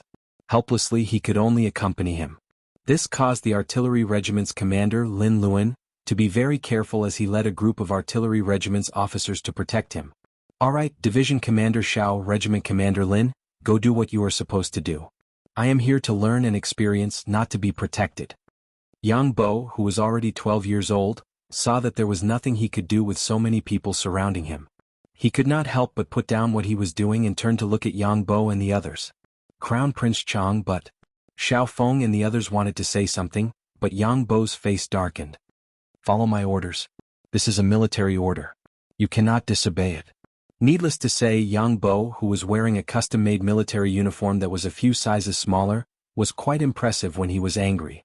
At the very least, he managed to intimidate Xiao Feng and the others. They had to obey military orders. After saluting in unison, they went back to doing what they were supposed to do. Ba Daojiang and Peng Yu led 200 black cavalry soldiers to watch from the side. Their faces were filled with gratification. The Crown Prince Chang's aura was getting stronger and stronger. It would not be long before he had the ability to inherit the sixth young master's legacy. This was just a small interlude. The cold vanguard soldiers were busy. Guan Ying received the news from the top of the Guangzhou Prefecture's city gate tower and was looking around. They had something similar to binoculars in their hands, but the quality was not as good as the five-star armies. They could only see further. They are deploying the artillery. They are about 5 miles away from us. Our artillery cannot reach that far. Guan Ying put down his binoculars and frowned as he spoke. He knew the power of the artillery and knew that it was the five-star army's forte. They were no match for them in this aspect. However, it did not matter. The main point of attacking a city was to take down the city. It was not a competition of whose artillery was more powerful. Your artillery could not possibly charge up the city gate tower like a human. In the end, they still had to rely on humans to climb up the city gate. Not to mention, Guan Ying had already arranged enough troops in the streets of the city. This was the embryonic form of urban warfare. There were quite a lot of people in the prefecture of Guangzhou at the moment. There were more than 450,000 soldiers. In addition to the civilians who rushed over from various prefectures, there were more than 1 million people. This was because there were many commoners who had left the southern Ming Empire for Chichen City. Otherwise, the number of commoners alone would have exceeded 2 million. Remember, when the enemy's artillery fire, you must find a place to hide. Do not run around. That will only increase the danger. Also, we don't need to arrange too many soldiers on the city gate tower for the time being. When the enemy's cannons have finished firing, the soldiers will rush up the city gate tower and give the five-star army a fatal blow. As Guan Ying spoke, someone beside him was recording. After a while, these words would be transmitted to the ears of the various generals. Just from these arrangements, one could see that Guan Ying was indeed capable. At the very least, he knew how to avoid the spearhead. However, it was a pity that he had too little understanding of the power of the artillery. In other words, he had underestimated the power of the five-star army's artillery. This meant that he was destined to lose in the end. The artillery regiment was deployed. The artillery regiment was divided into 3 groups. They were respectively guarding the north, west, and south gates of the Guangzhou prefecture. Only the east gate was left. This was what the art of war referred to as surround 3 and block 1. If the enemy was left with a chance of survival, they would not risk their lives to fight back. Outside the East Gate, the 3rd Corps and the 1st Division had already prepared an ambush. They were just waiting for the South Ming Army to escape from here. Then they would deal with them once and for all. After the artillery was set up, the ammunition was also transported. The sky was already dark. Yang Qindong decided to launch the artillery attack early in the morning. As such, the soldiers fell asleep early in the morning. Yang Bo, on the other hand, could not fall asleep. After thinking about it in bed, he went to Yang Qindong's main tent. Yang Qindong did not sleep. With his current body, he only needed to meditate for 2 hours when he was tired and let the qi in his body circulate through his body several times. After that, he would be full of energy again. He had already passed this set of techniques to Yang Qindong. Perhaps it was because of his physique that he had transmigrated to. Yang Qindong could cultivate qi and control it well. However, Yang Bo was still unable to do so. He still needed more time to practice. Yang Qindong, who had not slept, was looking at the telegrams sent from various departments. He would ponder from time to time. When he thought of something, he would write down some instructions. When Beta Persei said that Crown Prince Chang wanted to see him, he stopped writing and sat up straight. Yang Bo entered the tent and bowed respectfully. Then he called out, "Father? Bo, it's already so late. Why aren't you sleeping? Are you too excited?" Yang Qindong waved his hand and called Yang Bo to sit beside him. "Father, Bo is not excited. I just don't understand some things," Yang Bo said with an expression of asking for advice. "What is it that you don't understand? Tell me about it." Yang Qindong had a fatherly smile on his face. He liked Yang Bo's attitude of asking for advice. There was nothing shameful about asking if he did not understand. On the contrary, pretending to know when he did not know would ruin things. "Yes."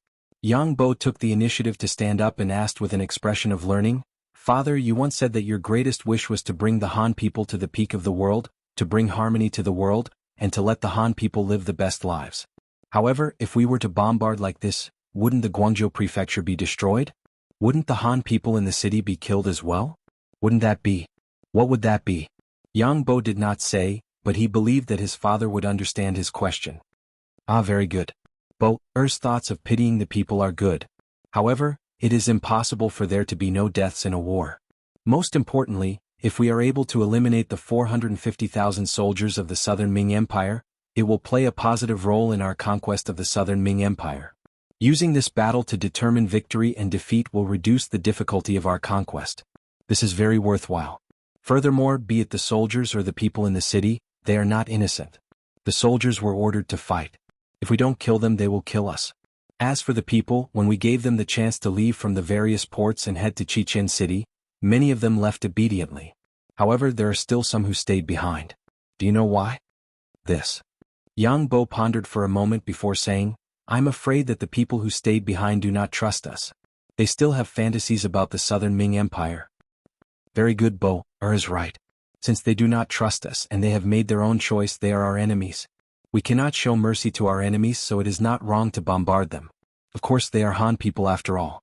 If they did not help the Southern Ming Empire and chose to abandon the city and escape, Father will do his best to be merciful and not take their lives.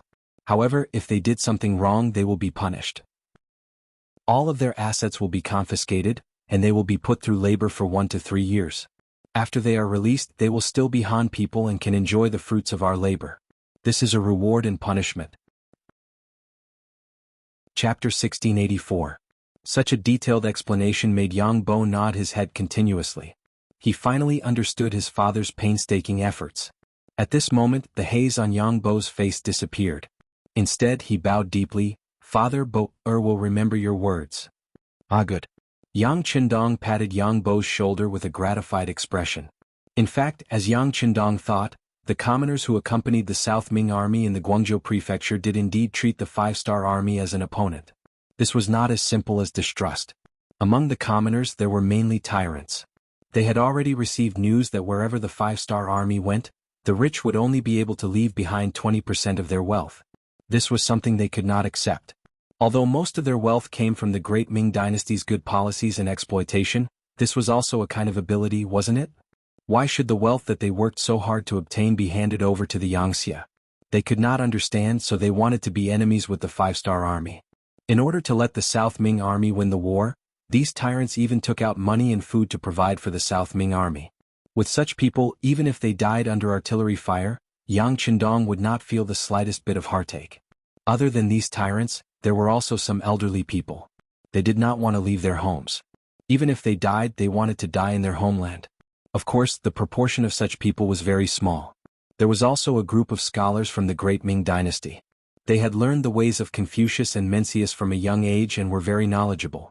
Under the great Ming dynasty system, bookworms like them had a very high chance of becoming government officials. However, once they were transferred to the Yang faction, they would no longer have any prospects for development. And so, these people stayed behind. But even if they stayed behind, when they saw the South Ming army practicing formations in the barracks before the war started, they still looked down on them and said, "They are really all brawn and no brains. Their actions are a disgrace to the educated." He was about to die, surrounded and unable to go anywhere, yet he still looked down on martial artists and soldiers. Even if such a person entered the Yangxia, he would still be reformed. Even if some of these people died, no one would feel sorry for them. In short, the people who stayed behind were all enemies of the Yang faction. Even if they were enemies, how could they be innocent under the fire of the cannons? The night passed uneventfully, and the sun rose as usual the next morning. The soldiers of the five-star army had a hot breakfast early in the morning. When it was 7 o'clock, the artillery soldiers were in position and the shells were loaded. Commander Lin Luan, who had the rank of senior colonel, Leng Feng's officers were all high-ranking officers, raised a small red flag and shouted loudly in front of everyone, "Target, Guangzhou Prefecture City Wall. Distance, 5 miles. Direction, to the left 004. +2. Reload. Delay fuse. Everyone get ready." As the red flag suddenly fell, Lin Luan shouted again, "Fire." Boom! Cannonballs shot out of the barrel and headed straight for the prefecture of Guangzhou. After the cannons were fired from the west gate, the cannons were fired from the north gate and south gate as well. For a moment, the sound of cannons rumbled, causing the earth to tremble. The Guangzhou prefecture's city walls, which were marked as the attacking side, were instantly riddled with holes. As the cannonballs landed one after another, pieces of the walls fell off, and waves of cries and screams rang out. It was clear that under the bombardment, many southern Ming soldiers were hit, and the screams came from the mouths of these soldiers. The southern Ming soldiers couldn't even raise their heads after being hit by the blazing flames one after another. These country bumpkins finally saw the power of the Wuxia cannons. It was definitely not something their red coat cannons could compare to. The 200 red coat cannons that were set up in the surroundings were now in a miserable state. Under the barrage of cannon fire, it was smashed into a pile of scrap metal. It was impossible for it to display its strength. Hearing that the cannons were all destroyed, Guan Ying's face showed a look of heartache. However, the southern Ming generals beside him did not notice this. Instead, they kept flattering him. Thanks to the general's great foresight, we had the soldiers withdraw from the city tower in advance. Otherwise, the losses this time would be too great. Yes, I really did not expect the 5-star army's cannons to be so powerful. Of course, they did not expect that we had already made arrangements under the general's orders. This time these cannons are destined to return empty-handed. When they are done, it will be time for us to show our power. The generals were all talking at once, one after another. Those who did not know would think that they were already the victors. After half an hour of artillery fire, the explosions finally became weaker and weaker until they completely disappeared. Guan Ying's expression returned to normal. Although the red coat cannons that he had arranged were destined to not be of much use, it was still a great contribution to preserve the main force of the army. Now it was up to their own skills. Come, send everyone up to the city tower. The cannons have stopped firing. The 5-star army should be preparing to attack. For a moment, the sound of soldiers shouting could be heard everywhere. The southern Ming soldiers who had been hiding also began to rush up the city tower. However, when they really reached the city tower, they realized that there were no enemies in front of them. There was also no sign of the 5-star army. What's going on? Why didn't they charge? Many of the generals on the city tower were puzzled. Guan Ying also did not immediately understand. He stood there and was vexed. Suddenly he thought of a possibility. He immediately shouted, "Not good, the 5-star army is going to continue firing. Quickly, everyone retreat." After shouting, Guan Ying ignored the others and was the first to go down the city tower.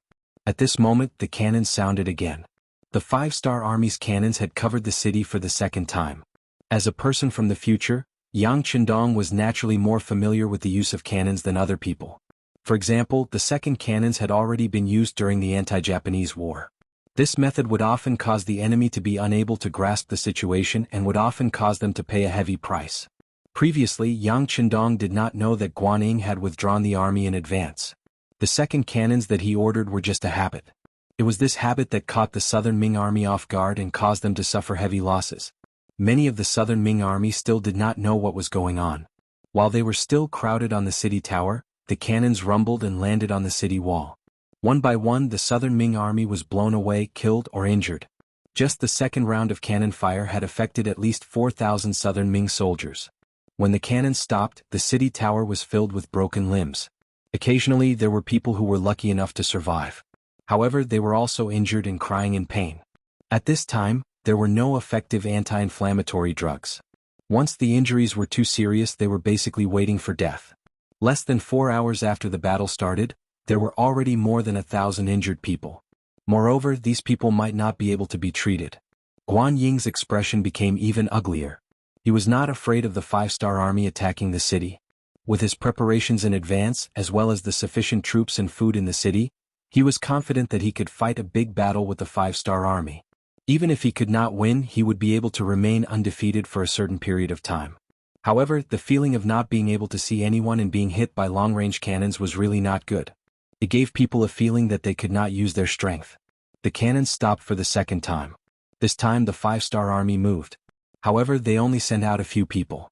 Each of them held a metal loudspeaker and came to a place 1 arrow away from the city tower. They shouted loudly, "Southern Ming army, listen up.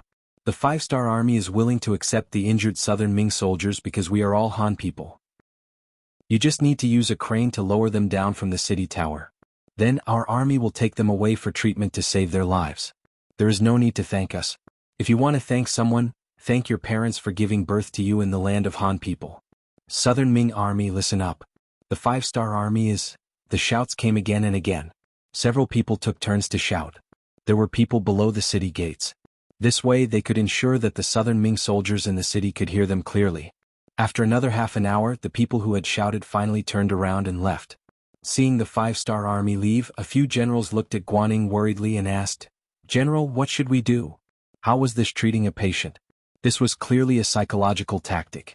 This was to buy people's hearts and also to mess up their morale. How could Guan Ying not know what was going on? However, the other party did not attack the city. What could he do?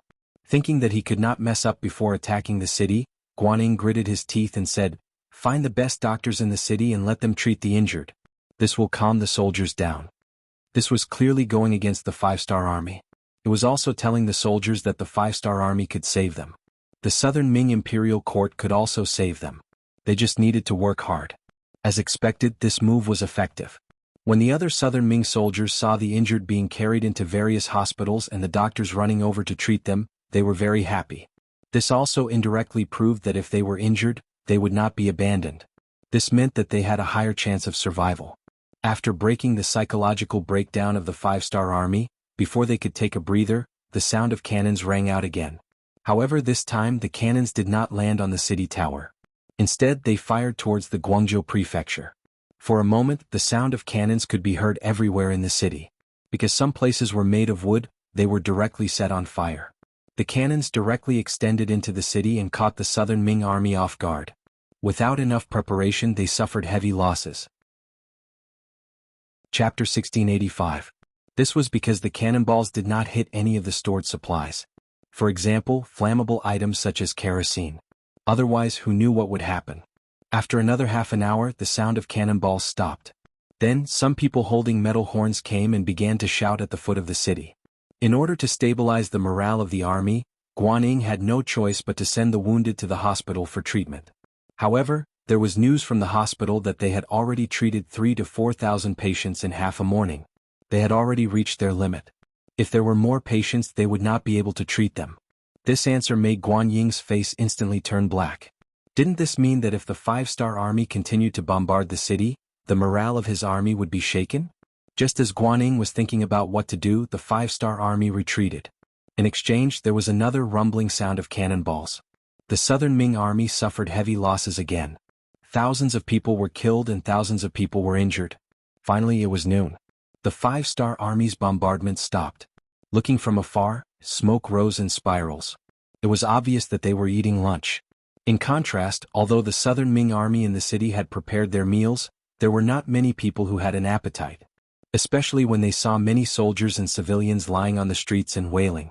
When they saw that there was no doctor to take care of them, some of the soldiers' faces began to change. It was as if they could see their future. The morale of the army began to waver. "Bastard, the 5-star army is not a real hero. They don't dare to fight us with real swords and spears." Guan Ying roared in anger. This caused the other generals to lower their heads. At this time, no one was willing to speak. Seeing that no one was speaking, Guan Ying became even angrier. "Fine, since they don't want to come, then we will go out. Generally, this time it's up to you. Don't worry, after the cavalry rushes out, I will immediately send the infantry to protect your flanks. This time we will catch the 5-star army unprepared." Good. Li Hani nodded heavily. This feeling of being beaten without being able to hit anyone was really unpleasant. He also thought that it was time to fight back. Guan Ying did not expect that the trump card he had prepared would be used so soon. But at this moment he really couldn't think of a better way. The Southern Ming dynasty's 5,000 cavalry began to make their preparations. However, it was not entirely accurate to say that there were 5,000 cavalrymen. After the 3 rounds of cannon fire in the morning, the cavalrymen also suffered some losses. About 100 of them were injured by the cannonballs. However, for a team of 5,000 people, losing 100 or so people was not a big deal. Li Hani was clad in armor and held a long spear in his hand. He looked very majestic. The cavalry behind him also had all kinds of weapons.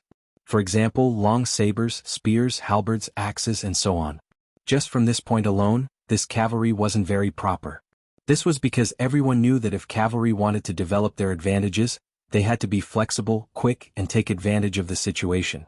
A sharp, light, and nimble saber was the best weapon. In comparison, the longer a weapon was, the more restrictions it would face. However, at this point, no one cared about that. They only wanted to charge out and catch the 5-star army off guard to take revenge for the cannon fire in the morning. It would be best if they could force the 5-star army back on the right track and let them attack the city. Afterwards, both sides would fight back and forth. That would be perfect.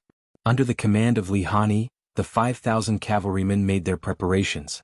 The drawbridge at the west gate of the Guangzhou prefecture was also quickly raised, following which the earth began to shake and the cavalry began to charge. The city gate suddenly opened and countless cavalrymen rushed out. When this formation appeared, Yang Qindong, who was standing beside him, couldn't help but tense up. This was the first time he had experienced this kind of situation. It was impossible to say that he wasn't nervous. However, when he looked at his father and the other generals, he noticed that there was almost no change in their expressions. Although the battle was approaching, they were not nervous in the slightest. Generally, people who had experienced hundreds of battles would be calm the closer they were to the battle. They would be able to talk and laugh. After fighting so many battles, they would get used to it. On the other hand, Yang Qindong was already prepared for the possible reaction of the South Ming army. Did they really think that the trenches in front of the city gate were dug for nothing? Did they really think that the cold front soldiers in the trenches were just decorations? In front of the west gate, the cold front soldiers who were chatting in the trenches heard the sound of horse hooves. 1st Regiment Commander Gao Xiang quickly extinguished the cigarette in his hand and raised his head to look outside. This time he didn't even need to use binoculars to see clearly. Haha, they are finally here. They are coming from our 1st Regiment's defensive line. It seems that our luck is not bad. Brothers, immediately enter the formation and prepare to fire. Laughing loudly, Gao Xiang arrived in front of a heavy machine gun. He made preparations while shouting loudly. The trenches were 4 miles away from the city gate. A distance of 2,000 meters could be said to be covered in the blink of an eye. However, even though they were fast, there were still bullets faster than them. Seeing that the enemy had exited the city gate and was less than 2 miles away from them, Commander Gao Xiang started counting down silently in his heart. 5, 4, 3, 2. Fire. Da-da-da. Da-da-da. The first to sound was the heavy machine gun in his hand. Following that, gunshots continued to sound, accompanied by the sound of rocket launchers exploding from time to time, greatly suppressing the charging formation of the cavalry. Under the barrage of gunfire and cannon fire, the southern Ming cavalry that charged forward were cut down like chives, falling to the ground one after another. In order to display their advantage, Li Hani even formed a charging formation and gathered the cavalry together. This originally allowed them to be like a knife that stabbed into the enemy's camp. However, when faced with the powerful firearms of the 5-star army, this method was equivalent to helping the flintlock soldiers and was equivalent to gathering together to become live targets. As the saying goes, the faster you charge, the faster you die. The closer you charge, the faster you die. When batches of cavalrymen were hit by the spears and fell to the ground, they were trampled by the cavalrymen behind them and turned into a pile of meat paste. The momentum of the southern Ming army's cavalry began to slow down. Under the blockade of hundreds of light and heavy machine guns, less than 5,000 cavalry could not get close at all. Needless to say, rocket launchers, grenades, and other weapons were fired continuously, as if they were free of charge. Retreat, retreat quickly. After nearly half of the cavalry died in a short period of time, Li Hani's face became very distressed. He could not bear such losses and finally made the decision to retreat. As soon as his voice fell, the cavalry turned their horses back. However, if they wanted to go back now, how could they do it without paying a price? The gunshots continued, and the cavalry continued to fall from their horses. About 1,000 cavalry died in battle, and the remaining South Ming cavalry hurriedly fled into the city. After entering the city, Li Hani's tears fell. There were 5,000 cavalry just now, but in just a short while, there were less than 2,000 cavalry left. They did not even touch a hair of the enemy. This battle was really useless. Guan Ying had already arrived at the city tower, but he did not have any intention of blaming Li Hani. If he was the one leading the troops just now, he would have ordered the army to retreat. After all, the number of cavalry was too small. If there were 100,000 cavalry, he might have taken the risk. General. After seeing Guan Ying, the tears on Li Hani's face had yet to dry. Sai, go and rest first. We will think of other ways. Guan Ying comforted him. Before he could think of another solution, another round of bombardment began. The city was once again in a mess. Countless soldiers and civilians were killed or injured. In the afternoon there were 3 rounds of cannon fire, 3 rounds of shouting, and finally it was nighttime. It seemed that they could have a good rest. After a tiring day, Guan Ying, who was mentally exhausted, was also preparing to go to bed and rest. However, at this moment the cannon sounded once again. Amidst the booming sounds, the Guangzhou prefecture became lively once again. Not good, the 5-star army is approaching the southern gate. Quickly go up the city tower. Amidst the chaos, a shout suddenly sounded. This made Guanyin, who had just left his room, look serious. Then he led his guards and rushed up the southern gate tower. When Guanyin went up the city tower, the 5-star army had already retreated. The facts proved that the other party had only sent out a small number of troops. When they saw that the situation was hopeless, they retreated. However, it reminded Guanyin that the 5-star army would not only bombard the city but also steal the city. Pass down the order. Order the generals to take turns to guard the city. We must not let the other party succeed in stealing the city. Guanyin rubbed his temples and said with a tired face. In the 5-star army's barracks outside the Guangzhou prefecture, Jianghu still had an excited look on his face. The battle during the day, especially the scene of the southern Ming cavalry being killed, had really stimulated him. As the sky was already dark, he was still unable to sleep. Thus, he simply went to his father's tent and asked about things that interested him. "Father, did we not succeed in stealing the barracks? Why didn't we send more troops and use cannon fire to cover it?" Stealing the barracks is fake. There is no need for us to do such a risky thing. By doing so, we are reminding the other party that we are strong and that they will be on guard. After a while, they will have no choice but to deal with us. This will make them even more tired. Not only will they be physically tired, but they will also be mentally tired. This will play a very positive role in accelerating their collapse. So that's how it is. Yang Bo nodded as if he understood. You must remember that the lives of soldiers are the most important. If you don't have to put your life on the line, do your best to use other methods. This is especially true for the Han people. War is a kind of knowledge and there are too many ways to do it. We need to constantly learn. Yang Chendong said earnestly. He was very optimistic about his successor and had great expectations for him. Chapter 1686. Yang Bo nodded heavily. On this day he truly witnessed the cruelty of the battlefield. Although he could not enter the city and could not see the tragic scene in the Guangzhou prefecture, he could still imagine it. Just like what his father Xinri said, since these people chose to be enemies with Yang Xie, then regardless of whether they were soldiers or civilians, they were all enemies. Yang Xie could not be soft-hearted towards his enemies. Since Yang Xie had powerful cannons, why not use them? To be able to obtain victory and reduce the number of casualties, this was definitely the best choice. On this night, Yang Chendong asked a lot of questions and Yang Chendong explained a lot. This suitable successor was on his way to becoming an outstanding successor. On the same night, the Guangzhou prefecture was filled with wailing sounds. Compared to before, everyone's mood was obviously much lower now. Especially the wounded soldiers who had already been abandoned. Since there were not enough doctors, they were gathered together. Their only treatment was that someone would make porridge for them. As for whether their injuries would become inflamed and whether they could survive, it would depend on their fate. When they were surrounded by a group of poor people, a group of injured people, this kind of sadness would be infinitely magnified. It was unknown who it was that suddenly shouted, "Since the 5-star army is willing to accept us, and is willing to provide us with treatment conditions, then why don't you let us go? Yes, we are already useless. We can only wait for death if we stay here. You should let us go." As soon as the voice fell, it was immediately echoed by other people. "Let us go, we want to live. We just don't want to die, sob sob sob." Shouts, cries, curses and pleas rose and fell one after another. Soon it filled the entire area. When the shouts spread out, the soldiers who were walking outside were shocked. More people also felt sympathy for them. It was as if they could see themselves tomorrow. These South Ming soldiers thought that the wounded soldiers should be sent out of the city. Everyone had the right to live, right? Due to the lack of information, the South Ming army here did not know that the 5-star army had used the same method to deal with Bai Ming's hundreds of thousands of troops and finally defeated them. However, as their commander, Guanyin knew about this matter. He could even imagine that once he agreed, there would be more injured soldiers appearing in the city for no reason. As for where those scars came from, it was likely that it was man-made and it was just a way to survive. Thinking of the possible outcome, Guanyin naturally wouldn't agree to send the wounded out to the 5-star army. "Men, bring my bodyguards to the sick area and warn those people.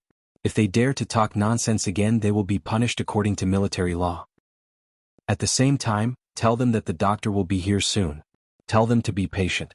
Also, immediately send people out of the city to ask for help from the capital. Tell them that we need reinforcements and doctors." Guanyin couldn't guarantee that the request for help would be effective, but he still had to do what he should do.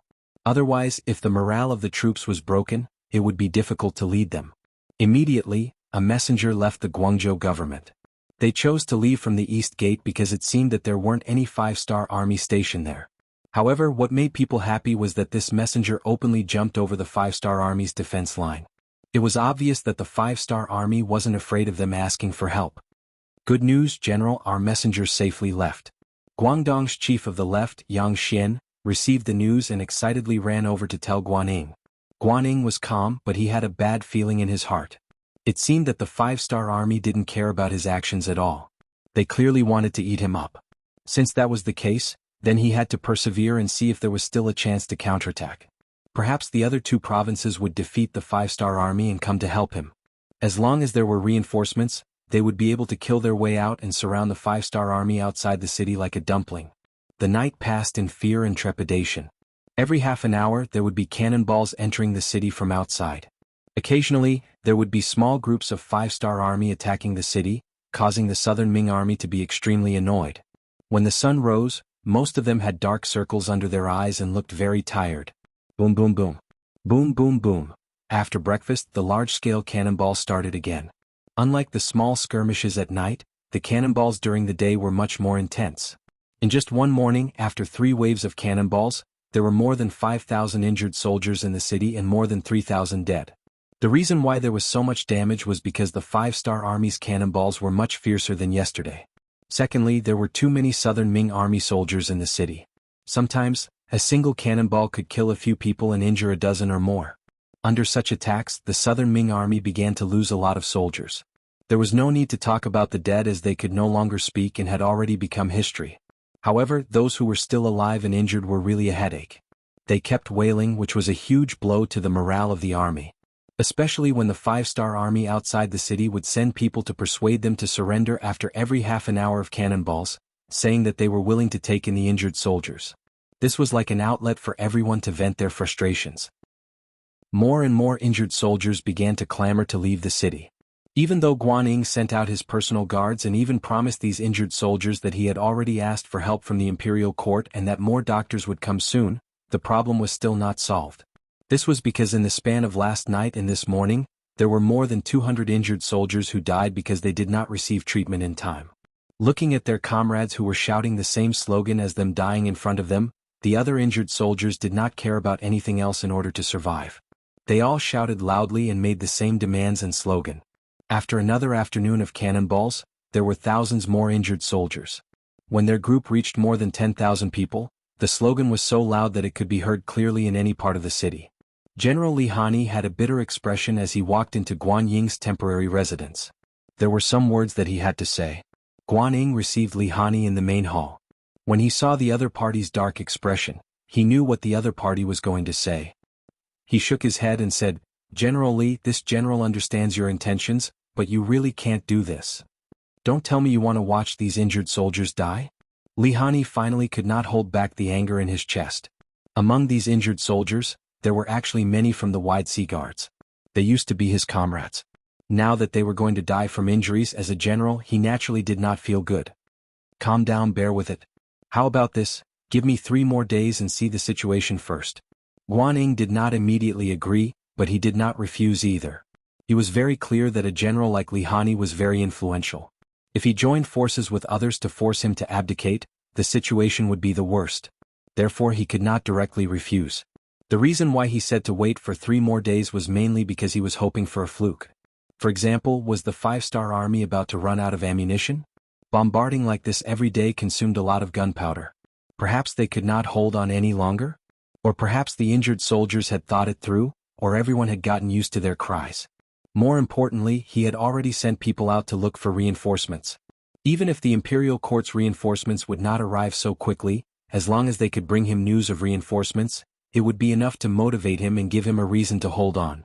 In short, he would drag it on for as long as he could. The situation might change at any time. Since Guanying had already said so, what else could Li Hani say? The imperial edict clearly stated that the battle of the Guangzhou prefecture had to follow Guanying's orders. If that was the case, he would wait for 3 more days. The bombardment continued, as did the persuasion to surrender. Yang Qindong did not order the soldiers to attack the city. He only continued to bombard the city with cannons. The situation on the battlefield was also somewhat lukewarm. Compared to the battlefield in front of the Guangzhou prefecture, the Nanchang Prefecture was about to fall into chaos. Jiangxi consisted of Nanchang Prefecture, Guangxing Prefecture, Raozhou Prefecture, Nankang Prefecture, Jiujiang Prefecture, Ruizhou Prefecture, Yuanzhou Prefecture, Linjiang Prefecture, Fuzhou Prefecture, Jianchang Prefecture, Jian Prefecture, Ganzhou Prefecture, and Nan'an Prefecture. One was San Prefecture, Ning Prefecture. There were 77 counties below. Due to the large territory, although it was not the fragrance of fish and rice, nor was it a heavily taxed area of the southern Ming Empire, it was still a strategic location. This time, the southern Ming Empire had sent 200,000 soldiers here. In addition to the 100,000 soldiers from the original province, there was a total of 300,000 soldiers. Although it was not as strong as the 450,000 soldiers of the Guangzhou Prefecture, it was still a strong military force. Although Jiangxi's secretary of the left, Li Qing, was very nervous, he was relieved when he learned that the five-star army had only sent a little over 100,000 soldiers. The reinforcements sent by the imperial court were led by General He Ku.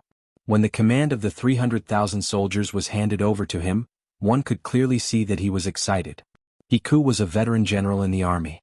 He was in his 40s and he was at his most mature and stable age. However, the moment he held military power, he unknowingly became arrogant.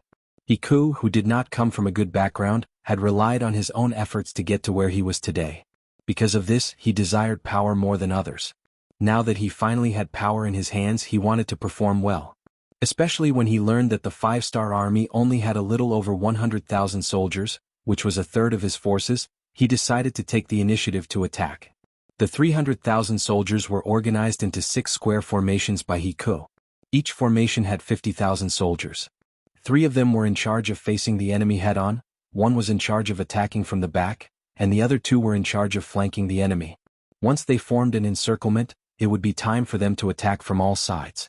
This matter was decided. In the past, when He Ku led troops to suppress bandits, he did this. Reality proved that this method was very effective. Chapter 1687. With a single order, the 300,000 southern Ming soldiers moved separately. Such a large formation was naturally seen by Yang Xie's spies in Nanchang. Following this, a telegram was sent over to the commander of the world's number 1 cavalry army, Jianghu, who was also a member of the military council. Now that Jianghu had entered the military council, his position was no longer just the commander of the world's number 1 cavalry army. What he needed to do was to look at the overall situation and guide it. Naturally, this time he was the leader of the army in Nanchang. When the telegram was sent to him, a burst of laughter was heard. Good, good. This He Ku really knows me well. It was no wonder that Jianghu was so happy. When he learned from the telegram that the southern Ming army in Guangzhou was like a tortoise hiding in the city, Jianghu thought that the enemy in Nanchang would do the same. If that was the case, the world's number 1 cavalry army would not have the chance to show off their strength. They would still have to rely on the guns and cannons of the cold front. However, he did not expect that the enemy would choose to take the initiative to attack. Wasn't this exactly what he wanted?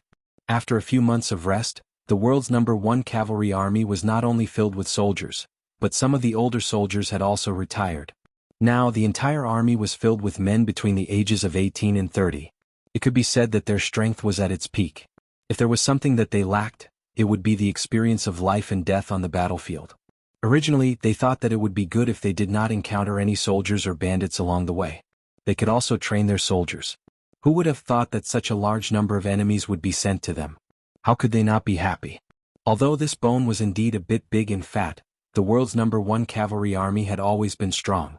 Moreover, with cavalry against infantry, even if the enemy outnumbered them by a few times, Jianghu was still confident that he could take them down. Jianghu gathered the 5 division commanders under him and began to plan a battle strategy against the 300,000 enemies. According to Jianghu's plan, Teimuer's division and Lu Duo's division would be the vanguard. They had to create the momentum of the main force to inflict heavy damage to the enemy and attract the enemy's attention. 3rd Division Hu Jiner's division would be the left flank, 4th Division Su Keda's division would be the right flank, and 5th Division Yu Zhong's division would be the rear flank. In the temporary tent, Jianghu had his hands on his waist. He was wearing the military uniform of a 2nd-rank general, and his 4 golden beads were shining brightly. 3-rank general with 3 stars, 2nd rank with 4 stars, and 1st-rank generals with 5 stars. This was a military rank that he had received after becoming a member of the military commission. Brothers, I'm sure everyone knows that the world's #1 cavalry army is going to expand into a group army.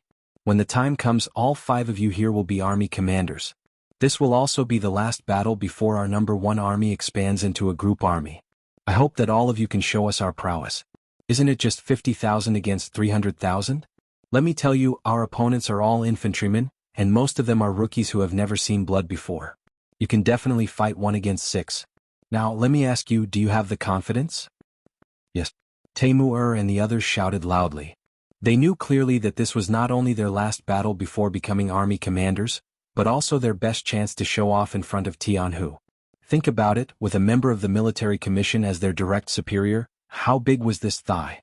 If they didn't show off now, when would they be able to? As for fighting 1 against 6, even if it was cavalry against cavalry, they could easily fight 1 against 3 or even 1 against 4 with their 7-star crossbows and dual blade techniques. Now, with cavalry against infantrymen, it was just 1 against 6. It wasn't difficult at all. Not to mention, as long as they performed well and fought resolutely, the South Ming army, who had never seen blood before, would easily collapse.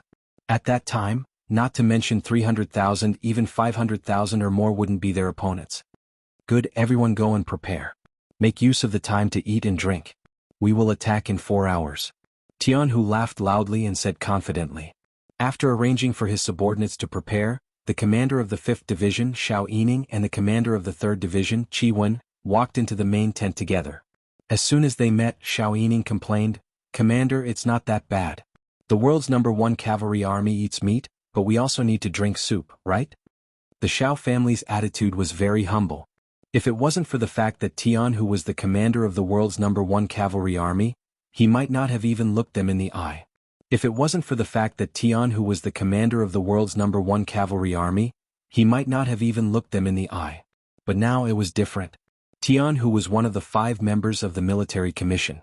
He was 100% the commander. If he didn't like the cold front, he could pick on them. Now he had no choice but to lower his head. Even Xiao Yining had such an attitude, let alone Qi Wen, a surrendered general. Although he had made a great contribution to the 5-star army and was recognized by Yang Qindong, he was also put in an important position.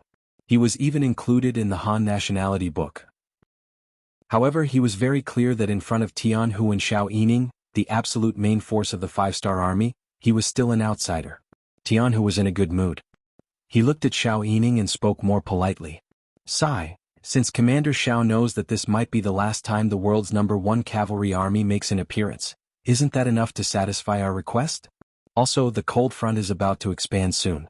Didn't the Navy expand by 12 divisions before? Let me tell you, it's your army's turn next." Because he was a member of the military commission, Tianhu naturally knew some things in advance. Because the matter had already been reported to Yang Qindong and had been approved, it wasn't a mistake to tell Xiao Yining in advance. As soon as he said this, Xiao Yining's attention was diverted. "Is that so? Commander, how many divisions should our cold front expand? Is there a military establishment?" A soldier who didn't want to be a general wasn't a good soldier.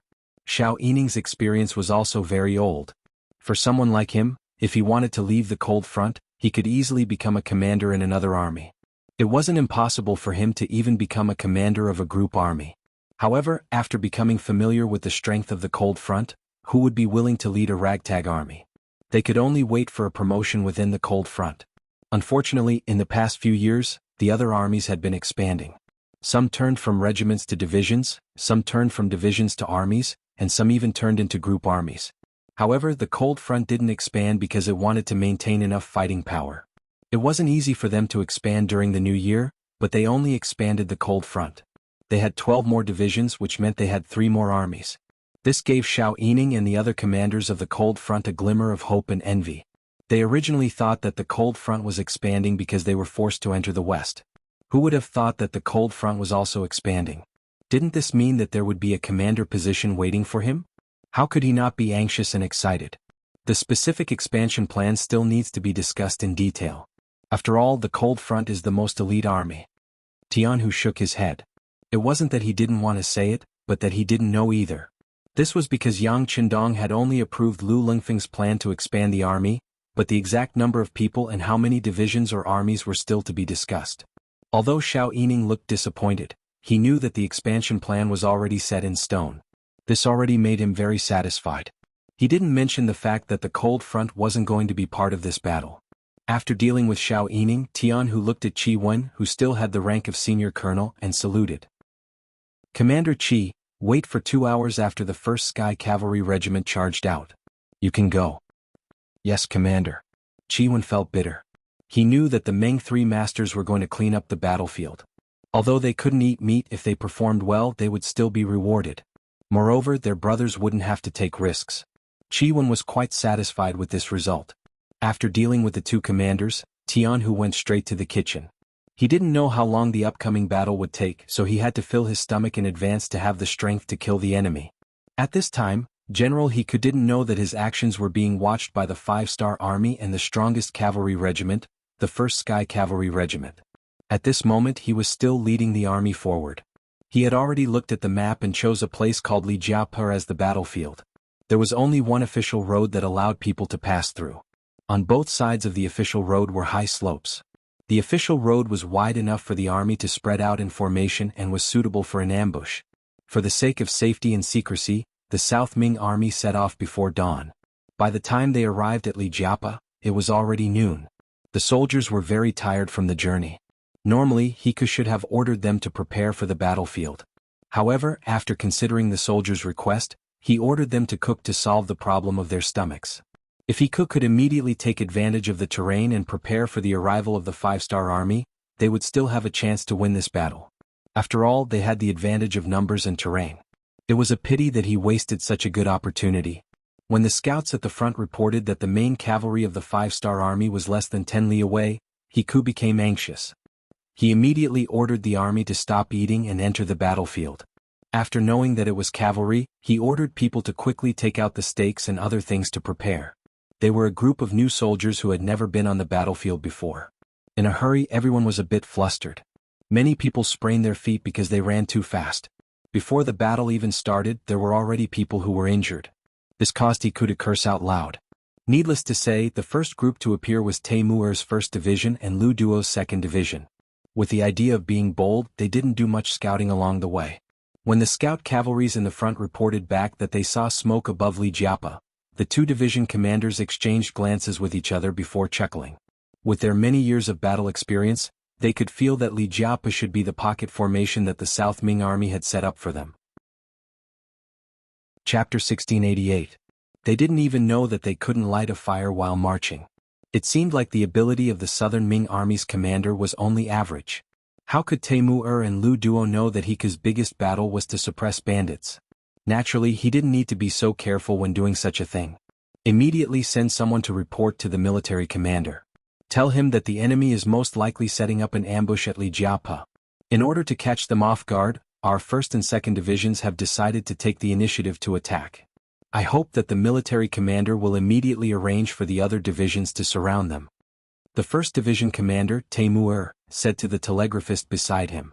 After the telegraphist finished recording the contents and left, Teimuer said to Lu Duo, "How about it? Do you want to compete? All right. Let's see who can fight more fiercely and kill more people." Ah.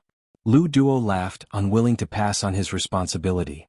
"Okay, inform the rest to prepare for battle. Put on your armor and take out your Big Dipper crossbows." Teimuer laughed heartily as he galloped on his horse.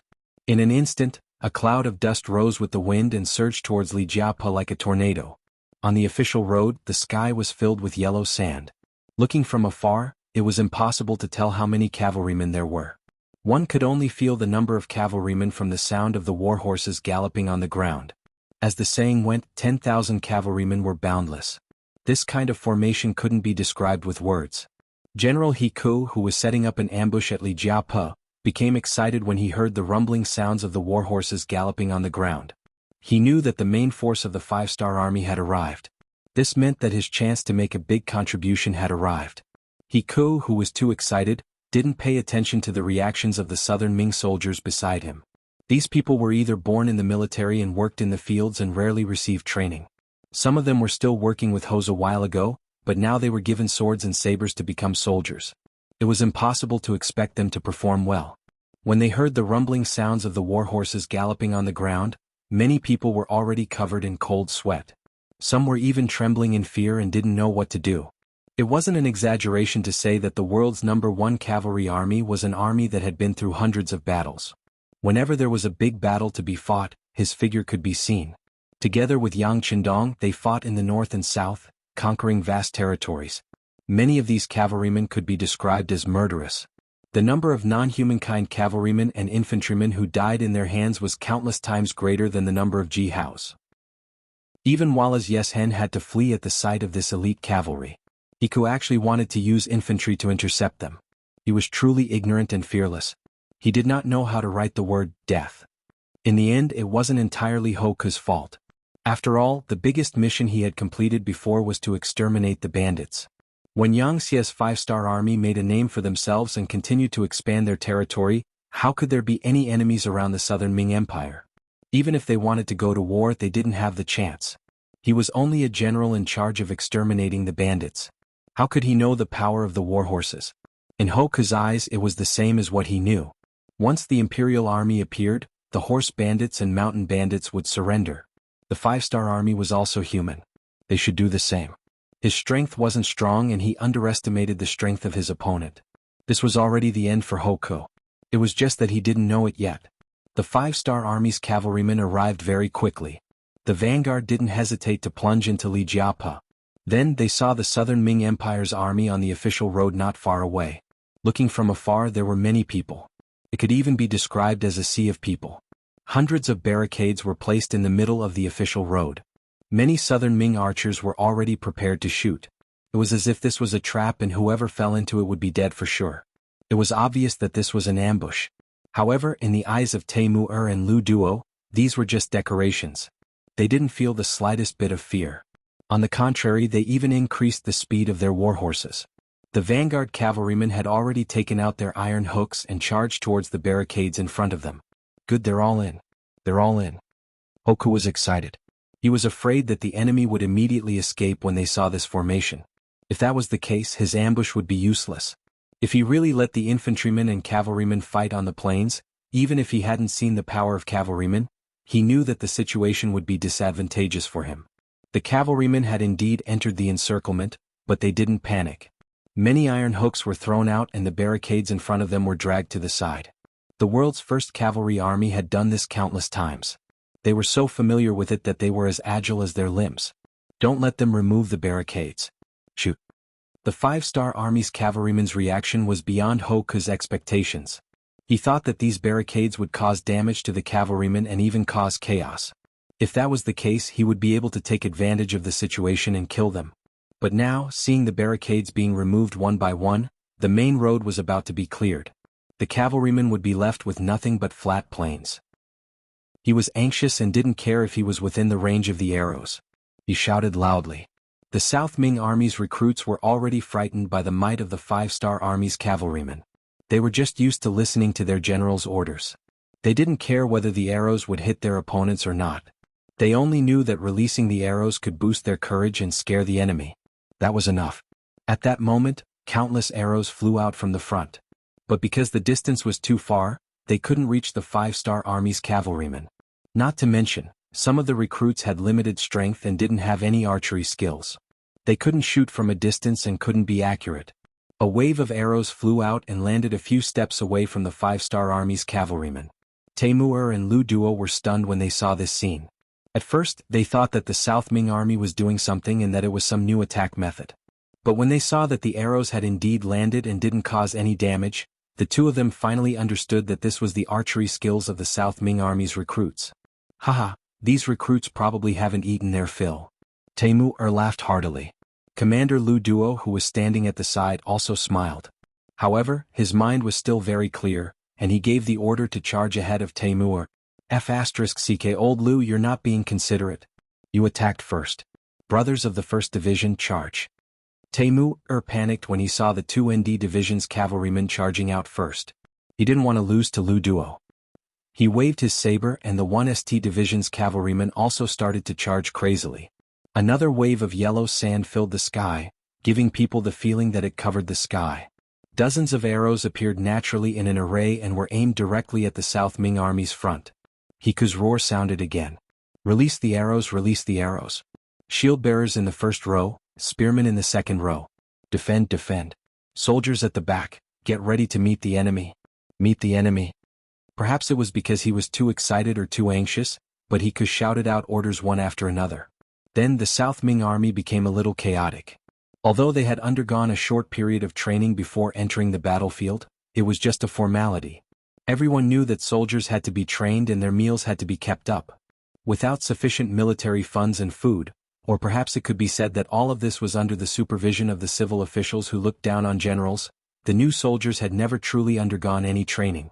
Once a general had a request and wanted to train elite soldiers, the civil officials in charge of logistics would stand up and reject the request on the grounds that this wasn't a battlefield and there was no need to be so strict and serious. In the end, they didn't want the soldiers to exhaust too much energy and waste too much food because of training. This was the result of using literature to control military force. In front of these scholars who boasted that they were a cut above others, fighting and killing was something that only boorish people would do. These people's lives were naturally as cheap as dogs and weren't worth investing in. Due to the lack of training, many of the recruits were thrown into chaos on the battlefield. Especially when Hiku's orders were given one after another. Many people didn't even understand what was going on with the first order before the second order was given. This caused a situation of chaos on the battlefield.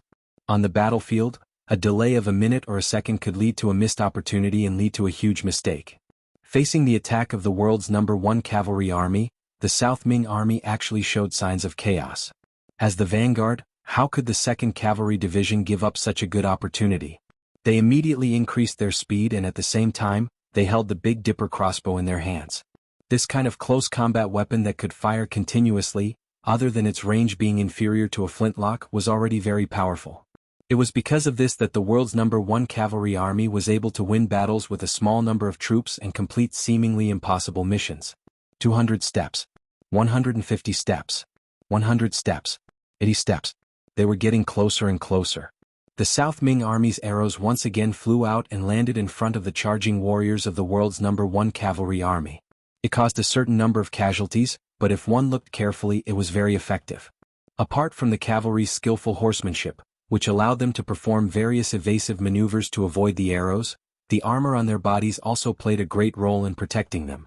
This kind of armor was 3 centimeters thicker than ordinary armor and could block most of the arrows from entering the body. Even if they were hit, as long as it wasn't a critical position, they would only be lightly injured. Especially when they were around 60 steps away, the damage of the arrows seemed to increase. The tips of the arrows that were charging at the front were hit and had no choice but to retreat and rest. However, the damage only stopped there. When the distance was only 50 steps or even closer, the Big Dipper crossbow showed its power. You're tuning in to the Han Lee's Wuxia Adventures YouTube channel. We're so grateful for your support and don't forget to subscribe to join us on this incredible journey through captivating stories. Your generosity through donations truly makes a world of difference, as it's the primary source of revenue that allows me to expand and enhance this channel for you. Thank you from the bottom of my heart for being a part of this adventure.